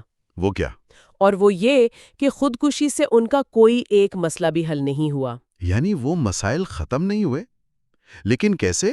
جسمانی موت کے بعد تو دنیاوی مسائل پیچھے رہ جانے چاہیے نا؟ مسئلہ یہی ہے کہ انہوں نے اپنا جسم تو پیچھے چھوڑ دیا، لیکن اپنا ذہن، اپنی سوچ اور اپنی وہ جذباتی کیفیت اپنے ساتھ لے گئے۔ ذرائع بتاتے ہیں کہ جو الجھنیں، جو پریشانیاں، جو غصہ اور جو ذہنی کرب وہ اس دنیا میں چھوڑ کر فرار ہونا چاہتے تھے، دوسری طرف جا کر بھی وہ بالکل وہیں کھڑے تھے۔ ان کی ذہنی کیفیت ذرا بھی نہیں بدلی تھی۔ ایک خاتون جنہوں نے اپنے سنگین گھریلو حالات سے تنگ آ کر یہ انتہائی قدم اٹھایا تھا، انہوں نے بتایا کہ دوسری طرف جا کر بھی وہ بالکل انہی حالات میں اسی ذہنی کرب میں خود کو پھنسا ہوا محسوس کر رہی تھیں، جیسے ایک ہی چکر بار بار چل رہا ہو۔ اس کا مطلب یہ ہوا کہ چونکہ وہاں کا ماحول مادی نہیں بلکہ ذہنی ہے، تو جو آپ کی ذہنی کیفیت ہوتی ہے وہی وہاں آپ کی چیز بن جاتی ہے۔ آپ نے اس کی بالکل درست تشخیص کی ہے۔ فرق صرف اتنا تھا کہ مادی دنیا میں ان کے پاس اس صورتحال کو بدلنے کے لیے ایک جسم، وقت اور مواقع موجود تھے۔ وہ کسی سے بات کر سکتی تھیں، جگہ بدل سکتی تھیں، لیکن وہاں جسم نہ ہونے کی وجہ سے وہ اس ذہنی اذیت میں محض قید ہو کر رہ گئی تھیں۔ صحیح۔ یہ اس بات کا سخت اشارہ ہے کہ زندگی سے فرار کوئی راستہ نہیں ہے۔ زندگی کے مسائل کا سامنا کرنا اور انہیں حل کرنا ہی اصل مقصد ہے۔ انٹرویو دینے والے ایک شخص کے الفاظ میں آپ خود کو ختم کر کے خدا کے دیے ہوئے اس تحفے کو اس کے منہ پر واپس نہیں مار سکتے. آپ کو اپنی جنگ لڑنی ہوتی ہے. یہ واقعی آنکھیں کھول دینے والی اور ساتھ ہی زمین پر لا کھڑا کرنے والی بات ہے. اس سے یہ ثابت ہوتا ہے کہ شارٹ کٹ یا فرار کا کوئی دروازہ نہیں ہے. جو مسائل ہمارے سامنے ہیں ہمیں ان کا ڈٹ کر مقابلہ کرنا ہے، کیونکہ ان سے بھاگ کر بھی ہم کہیں اور نہیں، صرف اپنے اندر کے بنائے ہوئے قید خانے میں جا گریں گے. بالکل. یہ احساس کتنا بھاری اور ساتھ ہی کتنا ذمہ دارانہ ہے نا، کہ ہمارے اعمال، ہماری نیتیں اور ہمارے فرائض ہم سے کسی بھی حالت میں جدا نہیں ہوتے. خیر، ہم نے آج بہت سی گہری اور حیران کن باتوں کا مطالعہ کیا. وہ بغیر الفاظ کی شفاف گفتگو، روشنی کی ہستیوں کے ساتھ ملاقات، زندگی کا وہ 3D ورچوئل جائزہ جہاں ہم اپنے اعمال دوسروں کے زاویے سے محسوس کرتے ہیں، اور فرار کی ناممکنات. یہ سب ہمارے اپنے وجود کو سمجھنے کے لیے واقعی ایک بالکل نیا اور وسیع زاویہ فراہم کرتے ہیں. یقیناً. اور جیسا کہ ہم نے دیکھا، یہ معلومات نہ صرف موت کے بعد کی زندگی کے راز کھولتی ہیں، بلکہ اگر ہم غور کریں تو اس موجودہ مادی زندگی کو بہتر، زیادہ ہمدردانہ اور بامقصد بنانے کے لیے بھی ایک انتہائی گہرا اور عملی سبق رکھتی ہیں. اگلے حصے میں ہم اس سرحد یا واپسی ناممکن ہونے کے مقام اور واپس آنے کے فیصلے کا جائزہ لیں گے. ذرا تصور کریں کہ انسانی فطرت میں سب سے زیادہ یعنی سب سے طاقتور جبلت کون سی ہے؟ زندہ رہنے کی خواہش ہے نا؟ بالکل. کروڑوں سال کے ارتقائی عمل نے انسان کے اندر یہ بات کوٹ کوٹ کر بھر دی ہے کہ اسے ہر حال میں اپنی بقا کی جنگ لڑنی ہے. صحیح. لیکن کیا ہو اگر صرف ایک سیکنڈ کے اندر وہ بقا کی اربوں سال پرانی جبلت مکمل طور پر غائب ہو جائے؟ مطلب کیا ہو اگر ایک خاص اندیکھی لکیر عبور کرنے کے بعد انسان کا سب سے بڑا خوف یعنی موت اسے دنیا کا سب سے زیادہ پرسکون احساس لگنے لگے؟ دیکھیں، یہ ایک ایسا خیال ہے جو بائیولوجی اور نفسیات کے ہمارے تمام روایتی تصورات کو ہلا کر رکھ دیتا ہے. ہم عام طور پر موت کو ایک تاریک اور اچانک کھائی میں گرنے والے انجام کے طور پر دیکھتے ہیں. جیسے کوئی سوئچ بند ہو گیا ہو. بالکل.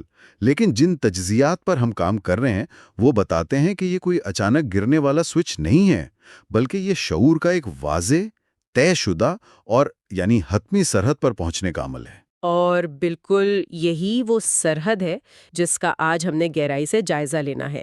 یہ ہماری سیریز کا 5واں حصہ ہے. ڈاکٹر ریمنڈ مودی کی کتاب reflections on life after life کے حوالوں پر مبنی اس گہرے تجزیے میں ہم اس سفر کے کئی مراحل پر پہلے ہی تفصیلی بات کر چکے ہیں. جی، جیسے ہم نے روح کے جسم سے الگ ہونے، ایک گہری تاریک سرنگ کا سفر کرنے اور روشنی سے ملاقات پر بحث کی تھی. بالکل. لیکن آج کا ہمارا مشن ذرا مختلف ہے. ہم زندگی اور موت کے درمیان موجود اس آخری قطعی سرحد کو سمجھنے کی کوشش کریں گے. مطلب ہمارا مقصد یہ جاننا ہے کہ وہ حد نظر کیسی آتی ہے، انسانی شعور اسے کیسے پروسیس کرتا ہے، اور سب سے بڑا تضاد یہ کہ اگر اس لکیر کے پار جانا مستقل موت ہے تو پھر کچھ لوگ اس دنیا میں واپس کیسے آ جاتے ہیں؟ اور اسی تضاد میں اس پورے تجربے کے سب سے گہرے راز چھپے ہیں، کیونکہ روشنی سے ملنے کے بعد یہ سفر یوں ہی بے سمت آگے نہیں بڑھتا رہتا. یہ ایک انتہائی مخصوص مقام پر پہنچ کر رک جاتا ہے. اچھا، یعنی کوئی باقاعدہ رکاوٹ آتی ہے؟ جی ہاں. ڈاکٹر موڈی کی تحقیق میں شامل تقریباً تمام افراد نے موت کے اس انتہائی قریب ترین مقام پر کسی نہ کسی شکل میں ایک حد، ایک رکاوٹ یا ایک سرحد کا ذکر کیا ہے. دیکھیں، جب آپ سرحد یا رکاوٹ کا لفظ استعمال کرتے ہیں تو میرے ذہن میں فوراً اینٹوں کی کوئی بڑی دیوار یا کوئی بند دروازہ آتا ہے. لیکن اس مرحلے پر تو انسان کے پاس جسمانی آنکھیں یا حواس نہیں ہوتے ہیں، تو وہ ایک دیوار کو کیسے محسوس کر رہے ہوتے ہیں؟ یہی تو اس تجربے کا سب سے انوکھا پہلو ہے. کتاب کے مطابق یہ سرحد کوئی ایک ٹھوس جسمانی شے نہیں ہے. یہ ہر انسان کے شعور کے مطابق مختلف شکل اختیار کر لیتی ہے. مطلب ہر کسی کو الگ چیز نظر آتی ہے؟ بالکل. کچھ لوگوں نے بتایا کہ انہیں پانی کا ایک انتہائی شفاف اور پرسکون بہاؤ نظر آیا جسے پار نہیں کیا جا سکتا تھا. کسی کو ایک سرمئی رنگ کی دھند دکھائی دی، کسی کو زمین پر کھینچی ہوئی ایک لکیر، اور پرانی تاریخی کتابوں کے حوالوں میں اسے ایک انتہائی طویل باڑ یا دیوار کے طور پر بھی بیان کیا گیا ہے۔ واہ! لیکن حیرت کی بات یہ ہے کہ اس کی ظاہری شکل دراصل ثانوی حیثیت رکھتی ہے۔ ایک منٹ رکیے، اگر ظاہری شکل اہم نہیں ہے تو پھر اسے سرحد کیوں کہا جا رہا ہے؟ میرا مطلب ہے، کیا یہ محض دماغ کا پیدا کردہ کوئی آخری وہم ہے جو جسمانی نظام بند ہونے سے پہلے انسان کو بس یہ بتانے کی کوشش کر رہا ہے کہ اب سب ختم ہو رہا ہے؟ اسے محض وہم قرار دینا بہت مشکل ہے، کیونکہ اس کے پیچھے موجود میکینزم بہت پیچیدہ ہے۔ یہاں بنیادی چیز آنکھوں سے کچھ دیکھنا نہیں ہے، بلکہ علم اور ادراک کی ایک اچانک اور انتہائی طاقتور لہر ہے۔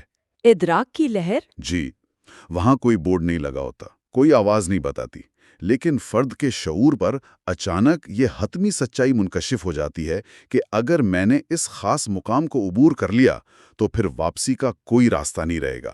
یہ مکمل اور مستقل موت کا ایک غیر متزلزل احساس ہے۔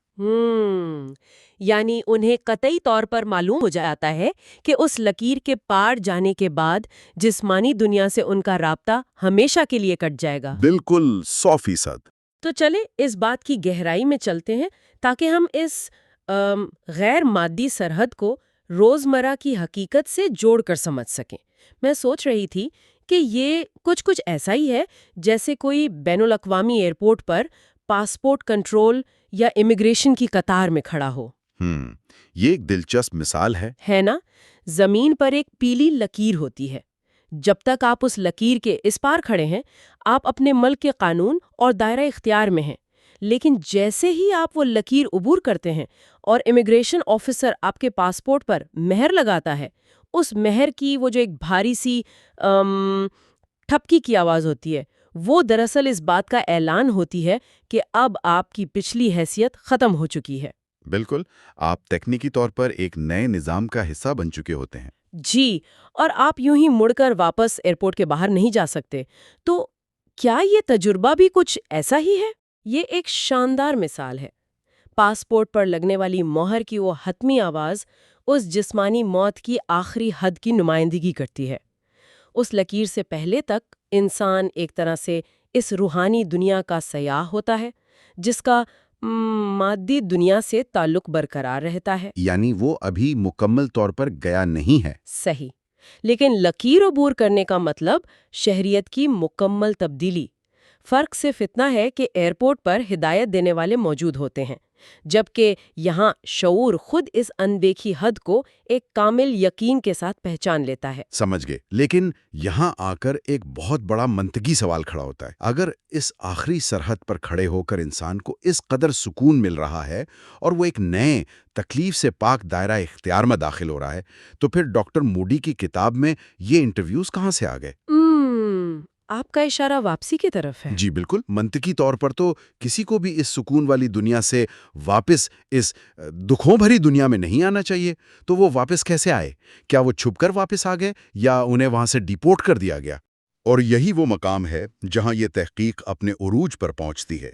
ڈاکٹر موڈی کے مرتب کردہ حقائق یہ ظاہر کرتے ہیں کہ سرحد سے واپسی کبھی بھی محض ایک اتفاقیہ یا حیاتیاتی حادثہ نہیں ہوتی۔ تو پھر کیا ہوتا ہے؟ اس کے پیچھے دو واضح صورتحال ہوتی ہیں۔ یا تو یہ انسان کا اپنا شعوری انتخاب ہوتا ہے، یا پھر اسے واپس جانے کا ایک واضح اور حتمی حکم دیا جاتا ہے۔ شعوری انتخاب؟ یعنی کسی نے اس لامحدود سکون اور کائنات کی روشنی کو دیکھا اور کہا کہ نہیں شکریہ، میں واپس جا کر دفتر کی سیاست اور کمر درد برداشت کرنا چاہتا ہوں۔ کوئی اپنے ہوش و حواس میں ایسا فیصلہ کیوں کرے گا؟ یہ واقعی عجیب لگتا ہے، لیکن اس حیران کن فیصلے کو سمجھنے کے لیے ہمیں کتاب میں موجود ایک خاتون کے واقعے کا جائزہ لینا ہوگا۔ اس خاتون نے دوران تجربہ ایک ایسی کیفیت بیان کی جسے ہم کائناتی علم کا مشاہدہ کہہ سکتے ہیں۔ کائناتی علم؟ مطلب اسے سب کچھ سمجھ آ گیا؟ جی، اس نے محسوس کیا کہ وہ کائنات کی ایک ایسی لائبریری میں پہنچ گئی ہے جہاں وقت، مکان، ستاروں کی گردش اور وجود کے تمام مقاصد کے راز اس پر بے وقت عیاں ہو گئے۔ واہ، یہ تو بہت بڑی بات ہے. یعنی یہ صرف اپنی زندگی کا فلیش بیک نہیں تھا بلکہ کائنات کے اصل حقائق تک رسائی تھی، جیسے اچانک وجود کی ساری گتھیاں سلجھ گئی ہوں. بالکل ایسا ہی ہے. اس کے اپنے الفاظ کے مطابق اسے کچھ سیکھنے یا سوچنے کی ضرورت ہی نہیں پڑی. وہ سارا لامحدود علم بس خود بخود اس کے شعور کا حصہ بنتا جا رہا تھا. یہ تسکین کا ایک ایسا مقام تھا جسے انسانی زبان میں بیان کرنا ممکن ہی نہیں. تو پھر اس نے اسے چھوڑا کیوں؟ دیکھیں، اس تمام تر لامحدود علم اور سچائی کو اپنے اندر جذب کرنے کے عین درمیان ایک خیال نے اسے چونکا دیا. اسے اچانک مادی دنیا میں موجود اپنے بچوں کا خیال آیا. اسے محسوس ہوا جیسے اس کے بچے اسے پکار رہے ہوں، اور حیرت انگیز طور پر اس ایک احساس کے تحت اس نے اس کائناتی علم کو رد کر دیا اور دنیا کی حقیقتوں میں واپس آنے کا فیصلہ کیا. تو کائنات کا سارا علم ہے وہ حتمی سچائی جس کی تلاش میں فلسفی اور سائنسداں زندگیاں گزار دیتے ہیں، اور دوسری طرف انسان ہونے کی وہ محدود، تکلیف دہ مگر محبت سے بھری حقیقت، اور ایک ماں کی محبت اس کائنات کے تمام علم پر بھاری پڑ گئی. جی ہاں، اور اس سے انسانی رشتوں کی طاقت کا اندازہ ہوتا ہے. یہ واقعہ ثابت کرتا ہے کہ انسان کی محبت اور ذمہ داری کا احساس محض کوئی کیمیائی رد عمل نہیں ہے، بلکہ اس میں اتنی کشش ہے کہ وہ ایک روح کو موت کی آخری سرحد سے واپس جسمانی دنیا میں کھینچ لاتی ہے. اس خاتون کا مقصد اور اس کی محبت وہ لمبر ثابت ہوئے جس نے اسے وہاں رکنے نہیں دیا. یہ واقعی رونگٹے کھڑے کر دینے والا تصور ہے کہ انسانی رشتے کائنات کے سکون سے زیادہ طاقتور ہو سکتے ہیں، لیکن ہر کسی کے پاس تو ایسا کوئی لنگر نہیں ہوتا. بہت سے لوگ تو آگے جانے کے لیے بالکل تیار کھڑے ہوں گے. آپ نے کہا تھا کہ کچھ لوگوں کو حکم دے کے واپس بھیجا جاتا ہے، وہ کیا صورتحال ہے؟ دوسرا پہلو واقعی حکم اور مجبوری کا ہے. کتاب میں ایک ایسا ہولناک انڈسٹریل ایکسیڈنٹ بیان کیا گیا ہے جو اس مجبوری کی بہترین مثال ہے. ایک شخص کا حادثہ ہوا اور وہ ایک بہت بڑے ابلتے ہوئے تیزاب اور بھاپ کے ٹینک میں گر کر پھنس گیا. تیزاب کا ٹینک؟ یا اللہ! ایسی صورتحال میں تو انسان کا دماغ شدید درد اور وحشت کے سوا کچھ سوچنے کے قابل ہی نہیں رہتا. وہاں کسی پرسکون روحانی تجربے کی گنجائش کیسے نکل آئی؟ بظاہر یہ ناممکن لگتا ہے. اس شخص نے خود بھی یہی سوچ لیا تھا کہ اب اس کی موت یقینی ہے، اور اس نے اس اذیتناک انجام کو قبول کر لیا تھا. لیکن عین اسی وقت جب وہ موت کی سرحد کے بالکل قریب تھا، اسے ایک نامعلوم لیکن انتہائی طاقتور اور پرسکون آواز سنائی دی. کیا واقعی تیزاب کے ٹینک کے اندر؟ جی، وہ کوئی گونجتی ہوئی جسمانی آواز نہیں تھی، بلکہ ایسی حاکمانہ سوچ تھی جو سیدھی اس کے ذہن میں اتری. اس آواز نے حکم دیا، کیا تم اس راستے سے آؤ گے؟ اور اسے ایک خاص سمت میں روشنی دکھائی دی. تو کیا اس آواز نے اسے فرار کا راستہ بتایا؟ لیکن دماغ تیزاب میں جلتے ہوئے شدید پینک کی حالت میں ایک حکمانہ آواز کو کیسے پروسیس کرتا ہے؟ کیا یہ محض دماغ کا کوئی آخری بقا کا طریقہ تھا جو اسے بچانے کی کوشش کر رہا تھا؟ اگر یہ محض بقا کی جبلت ہوتی تو اس کا نتیجہ اندھی وحشت یا خوف ہوتا.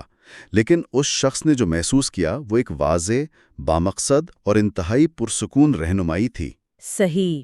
اسے بغیر الفاظ کے یہ احساس دلایا گیا کہ ابھی اس کی موت کا وقت نہیں آیا، دنیا میں اس کا کوئی مقصد نامکمل ہے، اور وہ اس اندرونی رہنمائی پر چلتے ہوئے معجزاتی طور پر اس جان لیوا صورتحال سے زندہ بچ نکلا. حیرت انگیز. اور میرے خیال میں ہم یہ بھی نہیں کہہ سکتے کہ یہ صرف جدید دور کی ادویات یا جدید حادثات کا نتیجہ ہے، کیونکہ انسان تو صدیوں سے موت کے قریب پہنچ کر واپس آتے رہے ہیں نا؟ آپ نے بالکل درست نشاندہی کی. ڈاکٹر موڈی نے قدیم تاریخ کے حوالے بھی شامل کیے ہیں. مثال کے طور پر 731 عیسوی میں ایک انگریز راہب دی وینریبل بیڈ کی لکھی ہوئی تاریخ میں ایک واقعہ موجود ہے. اچھا، وہ واقعہ کیا ہے؟ اس میں ایک شخص کا ذکر ہے جو مرنے کے بعد دوسری دنیا میں گیا. وہاں اس نے انتہائی روشن، وسیع اور خوبصورت میدان دیکھے، لیکن جیسے ہی وہ آخری سرحد کے قریب پہنچا، اس کے روحانی رہنما نے اسے روک دیا اور 2 ٹوک الفاظ میں حکم دیا، تمہیں اب اپنے جسم میں واپس جانا ہوگا اور انسانوں کے درمیان جینا ہوگا. واہ! 700 عیسوی کی تاریخ اور جدید دور کے انٹرویوز، دونوں میں میکینزم بالکل ایک جیسا ہے. ایک واضح سرحد اور یہ واضح احساس کہ دنیا کا کام ابھی باقی ہے۔ لیکن یہاں ایک اور سوال پیدا ہوتا ہے جو مجھے واقعی الجھا رہا ہے۔ جی پوچھیے۔ جب ان لوگوں کو یہ پتا چلتا ہے کہ انہیں واپس زندگی میں جانا ہے، چاہے وہ خود فیصلہ کریں یا انہیں حکم ملے، تو انہیں تو خوشی سے پاگل ہو جانا چاہیے۔ انسان تو زندگی سے بے پناہ پیار کرتا ہے، تو کیا واپس آنے پر وہ خوش ہوتے ہیں؟ اور یہی اس پوری تحقیق کا سب سے چونکا دینے والا اور سب سے متضاد پہلو ہے۔ حقیقت یہ ہے کہ وہ خوشی خوشی واپس بالکل نہیں آتے۔ نہیں آتے۔ بالکل نہیں۔ ان تمام افراد کے اندر واپسی کے وقت ایک شدید، ناگوار اور گہری جذباتی ہچکچاہٹ پائی جاتی ہے۔ شدید جذباتی ہچکچاہٹ؟ اس کا مطلب یہ ہے کہ وہ مرنا چاہتے تھے، وہ بچ جانے پر افسردہ تھے؟ اسے مرنے کی خواہش نہیں کہا جا سکتا، بلکہ یہ اس دوسری طرف کے تجربے کی طاقت کا ثبوت ہے۔ ان افراد کو اس سرحد پر روشنی کی موجودگی میں جو شدید خوشی، غیر مشروط محبت اور مکمل قبولیت کا احساس ملتا ہے، وہ اتنا مسحور کن ہوتا ہے کہ وہ اسے چھوڑنا ہی نہیں چاہتے۔ سمجھ رہی ہوں۔ ہم نے جس تاریخی واقعے کا ذکر کیا، اس شخص نے بھی واضح طور پر کہا تھا کہ وہ اس دنیا کی خوبصورتی میں اس قدر کھو چکا تھا کہ اپنے بھاری، تکلیف دہ جسم میں واپس آنا اسے بالکل گوارا نہیں تھا۔ اس نے صرف فرض کی خاطر یہ تکلیف برداشت کی۔ جدید انٹرویوز میں بھی لوگ یہی بتاتے ہیں کہ وہ اس لامحدود سکون کو چھوڑ کر اس دردناک مادی دنیا میں واپس آنے پر اندر سے رو رہے تھے۔ تو اس سب کا اصل مطلب کیا ہوا؟ میں بائیولوجی کے اسی نقطے پر واپس آؤں گی جو میں نے شروع میں اٹھایا تھا۔ ہمارا سب سے بنیادی حیاتیاتی جذبہ زندہ رہنے کی خواہش ہے۔ تو پھر اس خاص لمحے میں انسان اپنا یہ سب سے طاقتور حیاتیاتی جذبہ کیسے کھو بیٹھتا ہے؟ وہ کیوں موت کی سرحد کے پار ہی رک جانا چاہتا ہے؟ اس سوال کا جواب یہ ہے کہ وہ تجربہ کوئی وہم یا خواب نہیں ہوتا، بلکہ وہ حقیقت سے زیادہ حقیقی محسوس ہوتا ہے۔ جب انسانی شعور ایک ایسے ماحول کا تجربہ کر لیتا ہے جو اسے جسمانی دنیا سے 1000 گنا زیادہ مکمل اور پرسکون لگتا ہے، تو بقا کی بنیادی جبلت بے معنی ہو جاتی ہے۔ یعنی وہ دنیا اس دنیا سے زیادہ سچی لگتی ہے۔ بالکل۔ یہ کچھ یوں ہے کہ کوئی شخص پانی میں ڈوبنے سے بچنے کے لیے ایک بھاری پتھر کو مضبوطی سے پکڑے ہوئے ہو، لیکن اچانک اسے احساس ہو کہ اس کے پاس تو اڑنے کے لیے پر موجود ہیں۔ جب پروں کا یقین ہو جاتا ہے تو وہ پتھر فوراً چھوڑ دیا جاتا ہے۔ وہ سکون اس قدر حقیقی ہوتا ہے کہ بقا کا ڈر خود بخود ختم ہو جاتا ہے۔ پروں والی یہ مثال بہت گہری ہے۔ جب آپ کو پتہ چل جائے کہ آپ اڑ سکتے ہیں تو جسمانی بقا کے پتھر کی کوئی اہمیت نہیں رہتی۔ اس بحث نے موت کے حوالے سے پورے زاویے کو بدل کر رکھ دیا ہے۔ جی، ایسا ہی ہے۔ یہ موت کی ایک تاریک تصویر کے بجائے حتمی تسکین کی ایک ایسی تصویر پیش کرتا ہے جہاں سب سے بڑی ٹریجڈی موت نہیں بلکہ مر کر واپس اس دنیا میں آنا ہے۔ بے شک، اور یہی اس علم کا ہماری روزمرہ زندگی پر سب سے بڑا اطلاق ہے۔ یہ ہمیں بتاتا ہے کہ زندگی اور موت کے درمیان واقعی ایک واضح سرحد موجود ہے، لیکن اس سرحد کے اس پار کوئی خوف یا اندھیرا نہیں، بلکہ ایک ایسا وجود ہے جو محبت اور مقصدیت سے جڑا ہوا ہے۔ تو آج کی اس تفصیلی گفتگو کو سمیٹتے ہیں۔ ہم نے سیکھا کہ وہ آخری سرحد ایک مادی دیوار نہیں ہے بلکہ شعور کا ایک واضح ادراک ہے۔ ہم نے سمجھا کہ واپسی کا سفر یا تو انسانی رشتوں کی زبردست طاقت کی وجہ سے ہوتا ہے یا کسی کائناتی حکم کے تحت۔ بالکل صحیح۔ اور سب سے بڑھ کر یہ کہ وہ واپسی کسی خوشی کا نہیں بلکہ ایک زبردست ہچکچاہٹ کا نتیجہ ہوتی ہے، جو ثابت کرتی ہے کہ دوسری طرف کا سفر خوفناک نہیں ہے۔ اس علم کی روشنی میں انسان کے اندر موجود موت کا فطری خوف بہت حد تک کم ہو جاتا ہے۔ لیکن گفتگو کو ختم کرنے سے پہلے ایک لمحے کے لیے اس عجیب صورتحال پر غور کریں۔ تصور کریں کہ کسی نے اس دوسری دنیا کا لامحدود سکون اور خالص محبت دیکھ لی ہے۔ اس نے کائنات کے وہ راز جان لیے ہیں جن تک انسانی عقل کی رسائی ممکن نہیں، اور پھر اسے مجبوراً اس محدود دنیا میں واپس آنا پڑا ہے۔ کیا اس شخص کے لیے اب زندگی کی عام سی روٹین، صبح جلدی اٹھنا، دفتر جانا، بجلی کے بل بھرنا اور روزمرہ کی پریشانیاں انتہائی پھیکی اور بے معنی نہیں ہو گئی ہوں گی؟ جس ذہن نے لامحدود وسعتوں کا مشاہدہ کر لیا ہو، وہ اس چھوٹی سی دنیا کے پنجرے میں دوبارہ نارمل زندگی کیسے گزار سکتا ہے؟ یہ واقعی ایک بہت بڑا سوال ہے جو انسان کو سوچنے پر مجبور کر دیتا ہے۔ اس سیریز کے آخری حصے میں ہم ان تجربات کے طویل مدتی اثرات اور انسانی زندگی پر ان کے مرتب ہونے والے نتائج کا جائزہ لیں گے۔ تو پچھلے 5 حصوں میں ہم نے جو کچھ بھی ڈسکس کیا ہے وہ واقعی کسی رولر کوسٹر سے کم نہیں تھا۔ مطلب ڈاکٹر ریمنڈ موڈی کی کتاب reflections on life after life نے تو جیسے سوچنے کا پورا زاویہ ہی بدل دیا ہے۔ بالکل ایسا ہی ہے، اور مجھے لگتا ہے کہ ہم نے موت کے قریب کے تجربات یعنی NDEs کی جو گہرائی دیکھی ہے وہ واقعی بہت حیران کن تھی۔ ہاں، اور ذرا سوچیں، ہم نے روشنی کے ان شہروں کی بات کی جو ہماری اس دنیاوی روشنی سے بالکل مختلف تھے، پھر وہ بھٹکتی ہوئی روحیں جو بظاہر اپنی مادی عادتوں میں الجھی ہوئی تھیں۔ ہاں، اور وہ مافوق الفطرت بچاؤ کے واقعات بھی، وہ تو واقعی رونگٹے کھڑے کر دینے والے تھے، جہاں آخری لمحے میں کوئی اندیکھی طاقت جان بچا لیتی ہے۔ بالکل، تو باقاعدہ طور پر یہ ہماری اس سیریز کا چھٹا اور آخری حصہ ہے، اور آج کا ہمارا مشن موت کے اس پار کا منظر دیکھنا نہیں ہے، بلکہ ہم یہ دیکھنا چاہتے ہیں کہ جب لوگ اس نامعلوم دنیا سے واپس آتے ہیں تو ان کے اندر کیا بدلتا ہے۔ صحیح، یعنی ان تجربات کے جو بعد کے اثرات ہیں جنہیں ہم آفٹر ایفیکٹس کہتے ہیں، ہم آج ان کا جائزہ لیں گے۔ ہاں، تو چلیں اس بات کو تھوڑا کھولتے ہیں۔ جب کوئی انسان ایک ایسی کیفیت دیکھ کر واپس آتا ہے جو وقت اور مقام سے بالکل آزاد ہے، تو اس کی شخصیت اور سوچ میں کیا حیرانہ کن تبدیلیاں آتی ہیں؟ دیکھیں، یہ سوال اس پوری تحقیق کا سب سے اہم حصہ ہے، کیونکہ ڈاکٹر موڈی کے جو ذرائع ہیں وہ ہمیں واضح بتاتے ہیں کہ یہ لوگ صرف موت سے بچ کر نہیں آتے، مطلب وہ اندر سے مکمل طور پر ایک نیا انسان بن کر لوٹتے ہیں۔ واہ، مطلب ایک مکمل تبدیلی؟ بالکل، یہ کوئی ایسا صدمہ نہیں ہے جس کا اثر چند ہفتوں یا مہینوں میں ختم ہو جائے۔ در حقیقت ان کی شخصیت کی بنیادیں ہل جاتی ہیں، دنیا کو، رشتوں کو اور اپنے وجود کو دیکھنے کا ان کا زاویہ ہمیشہ کے لیے بدل جاتا ہے۔ اور میرے خیال میں اس پوری نفسیاتی تبدیلی کی سب سے بڑی وجہ وہ خاص مرحلہ ہے جس کا ہم نے پہلے ذکر کیا تھا، جسے زندگی کا جائزہ یا پینورامک ریویو کہا جاتا ہے۔ ہاں، وہ زندگی کی پوری فلم جو ان کے سامنے چلتی ہے۔ بالکل وہی۔ اگر میں اس کو سمجھانے کے لیے ایک تشبیہ دوں تو یہ صرف ایک 3D فلم دیکھنے جیسا نہیں ہے، یہ ایک طرح سے VR سیمولیشن یعنی ورچوئل ریالٹی کی طرح ہے، جہاں انسان بیک وقت 2 کرداروں میں ہوتا ہے۔ وہ کیسے؟ ذرا اس کو مزید واضح کریں۔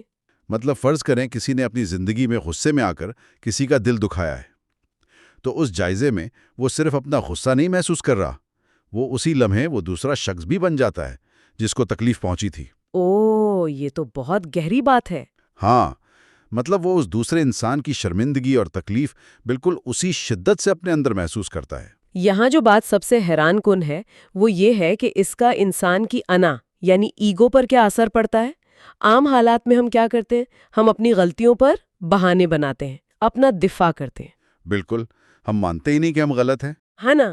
لیکن وہاں جو روشنی ہوتی ہے وہ تنقید یا سزا کے لیے نہیں ہوتی، وہ ایک آئینے کی طرح ہوتی ہے جو آپ کو آپ کی اصلیت دکھاتی ہے۔ جب آپ دوسروں کا درد اپنے اندر محسوس کرتے ہیں تو آپ کا ہر دفاع ختم ہو جاتا ہے۔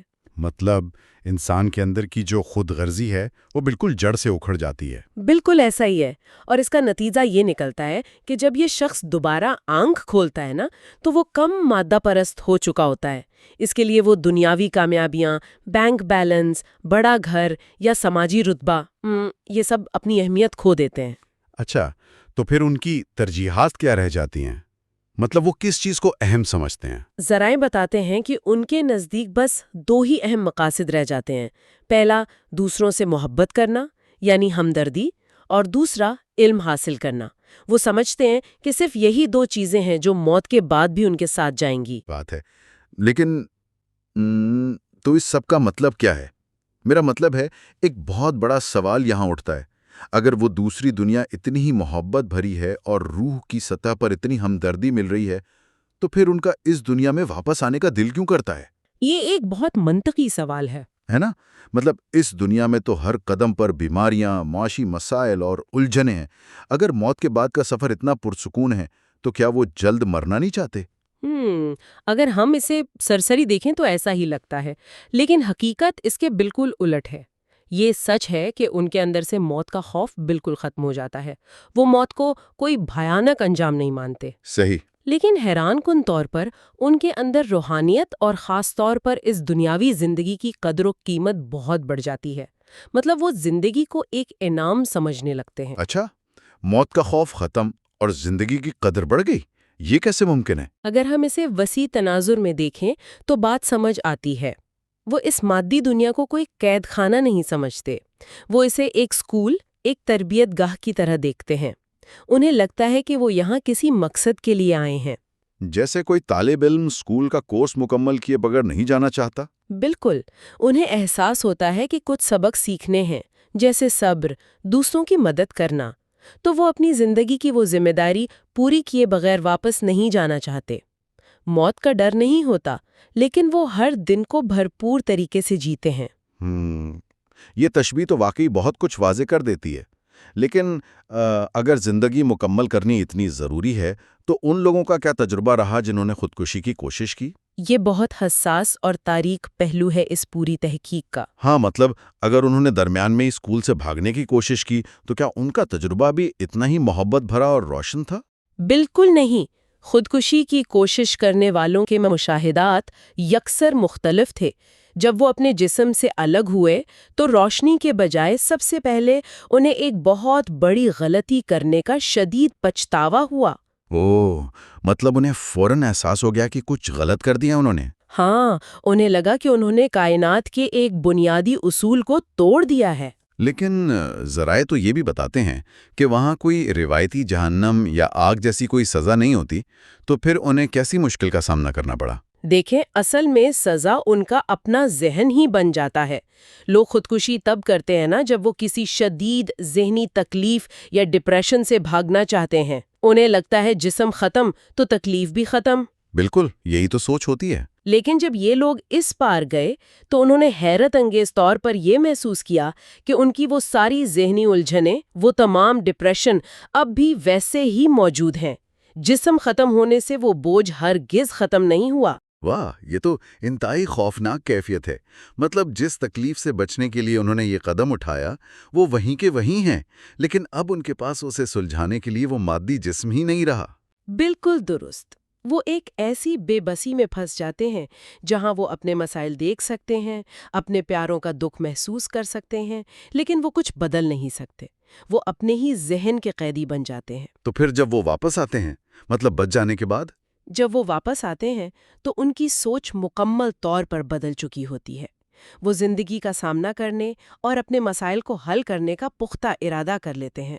انہیں سمجھ آ جاتی ہے کہ فرار کوئی حل نہیں ہے۔ کمال ہے، ایک تجربہ جو زندگی ختم کرنے کے لیے کیا گیا وہی انہیں جینے کا سب سے بڑا مقصد دے دیتا ہے۔ بالکل ایسا ہی ہے۔ اچھا، اب اگر ہم اس پوری سیریز اور ڈاکٹر ریمنڈ موڈی کی کتاب کا ایک جامع خلاصہ نکالیں تو کیا ہم کہہ سکتے ہیں کہ ان تجربات کے کچھ مخصوص پیٹرنز ہیں؟ جی ہاں، ڈاکٹر موڈی کی تحقیق یہی ثابت کرتی ہے کہ NDEs کے مخصوص اور واضح نمونے ہوتے ہیں، اور یہ کسی مذہب یا ثقافت تک محدود نہیں ہے۔ حتیٰ کہ جو لوگ بالکل دہریہ تھے، یعنی ایتھیسٹ تھے، جن کا خدا یا موت کے بعد کی زندگی پر کوئی یقین نہیں تھا، ان کے ساتھ بھی ایسا ہی ہوا؟ بالکل، اور یہی بات تو سب سے زیادہ سوچنے پر مجبور کرتی ہے۔ جو دہریہ تھے، جب وہ اس تجربے سے گزرے تو انہوں نے بھی بالکل وہی محبت بھری روشنی دیکھی۔ ان کے تجربات بھی اسی طرح کے تھے۔ یہ تو ان کے لیے ایک بہت بڑا نفسیاتی جھٹکا رہا ہوگا، مطلب زندگی بھر کا عقیدہ ایک دم سے غلط ثابت ہو گیا۔ ہاں نا، اور جب وہ واپس آئے تو انہوں نے بھی تسلیم کیا کہ جسمانی زندگی کے بعد بھی شعور کا سفر جاری رہتا ہے۔ اس سے یہ ثابت ہوتا ہے کہ یہ تجربات انسان کو اندر سے بالکل تبدیل کر دیتے ہیں۔ اور اس سے ایک اہم سوال پیدا ہوتا ہے کہ کیا انسانی شعور واقعتاً اس مادی دماغ یا اس دنیا تک ہی محدود ہے، یا پھر یہ اس سے کہیں زیادہ وسیع ہے؟ یہ ایک ایسا اصرار ہے جس نے سائنس اور فلسفے کے کئی بند دروازے کھول دیے ہیں، اور یہ واقعی ہم سب کے لیے ایک بہت بڑا سوالیہ نشان ہے۔ بالکل صحیح کہا آپ نے۔ اچھا، ہم اپنی اس گفتگو کے اختتام کی طرف بڑھ رہے ہیں، لیکن جانے سے پہلے ایک حتمی اور بہت ہی فکر انگیز خیال، ایک پرووکیٹو تھاٹ پیش کرنا مقصود ہے۔ جی بتائیں۔ کتاب کے صفحہ 90 اور 91 کے مطابق یہ ضروری نہیں کہ انسان خود اس موت کے قریب کے تجربے سے گزرے۔ حیران کر دینے والے طور پر صرف ان تجربات کے بارے میں سننا یا پڑھنا ہی بہت سے لوگوں کے خوف کو ختم کر دیتا ہے۔ اچھا، صرف پڑھنے سے؟ یہ تو واقعی ایک بڑی بات ہے۔ ہاں، خاص طور پر وہ مریض جو لا علاج امراض میں ہیں اور موت کے خوف میں جی رہے ہیں، جب انہوں نے اس روشنی اور محبت کے بارے میں سنا تو ان کا ڈر حیران کن حد تک ختم ہو گیا اور انہیں ایک عجیب سا سکون ملا۔ یہ تو معلومات اور علم کی طاقت کا ایک بہت خوبصورت ثبوت ہے۔ بالکل۔ کیا محض اس علم کا وجود ہی ہماری زندگیوں اور انسانی شعور کو بدلنے کے لیے کافی ہے؟ یہ واقعی ایک ایسا اصرار ہے جس پر ہمیں مزید غور کرنے کی ضرورت ہے۔ بالکل، میں آپ کی بات سے مکمل اتفاق کرتی ہوں۔ یہ ایک بہت ہی پرسکون کر دینے والی حقیقت ہے۔ جی، تو اسی کے ساتھ ہم اپنی اس سیریز کو یہیں مکمل کرتے ہیں۔ بائیوپلس سننے کا شکریہ۔ اگر یہ سیریز معلوماتی لگی ہو تو سبسکرائب کرنا نہ بھولیں اور سائنس اور انسانی شعور کی مزید گہرائیوں تک پہنچنے کے لیے جڑے رہیں۔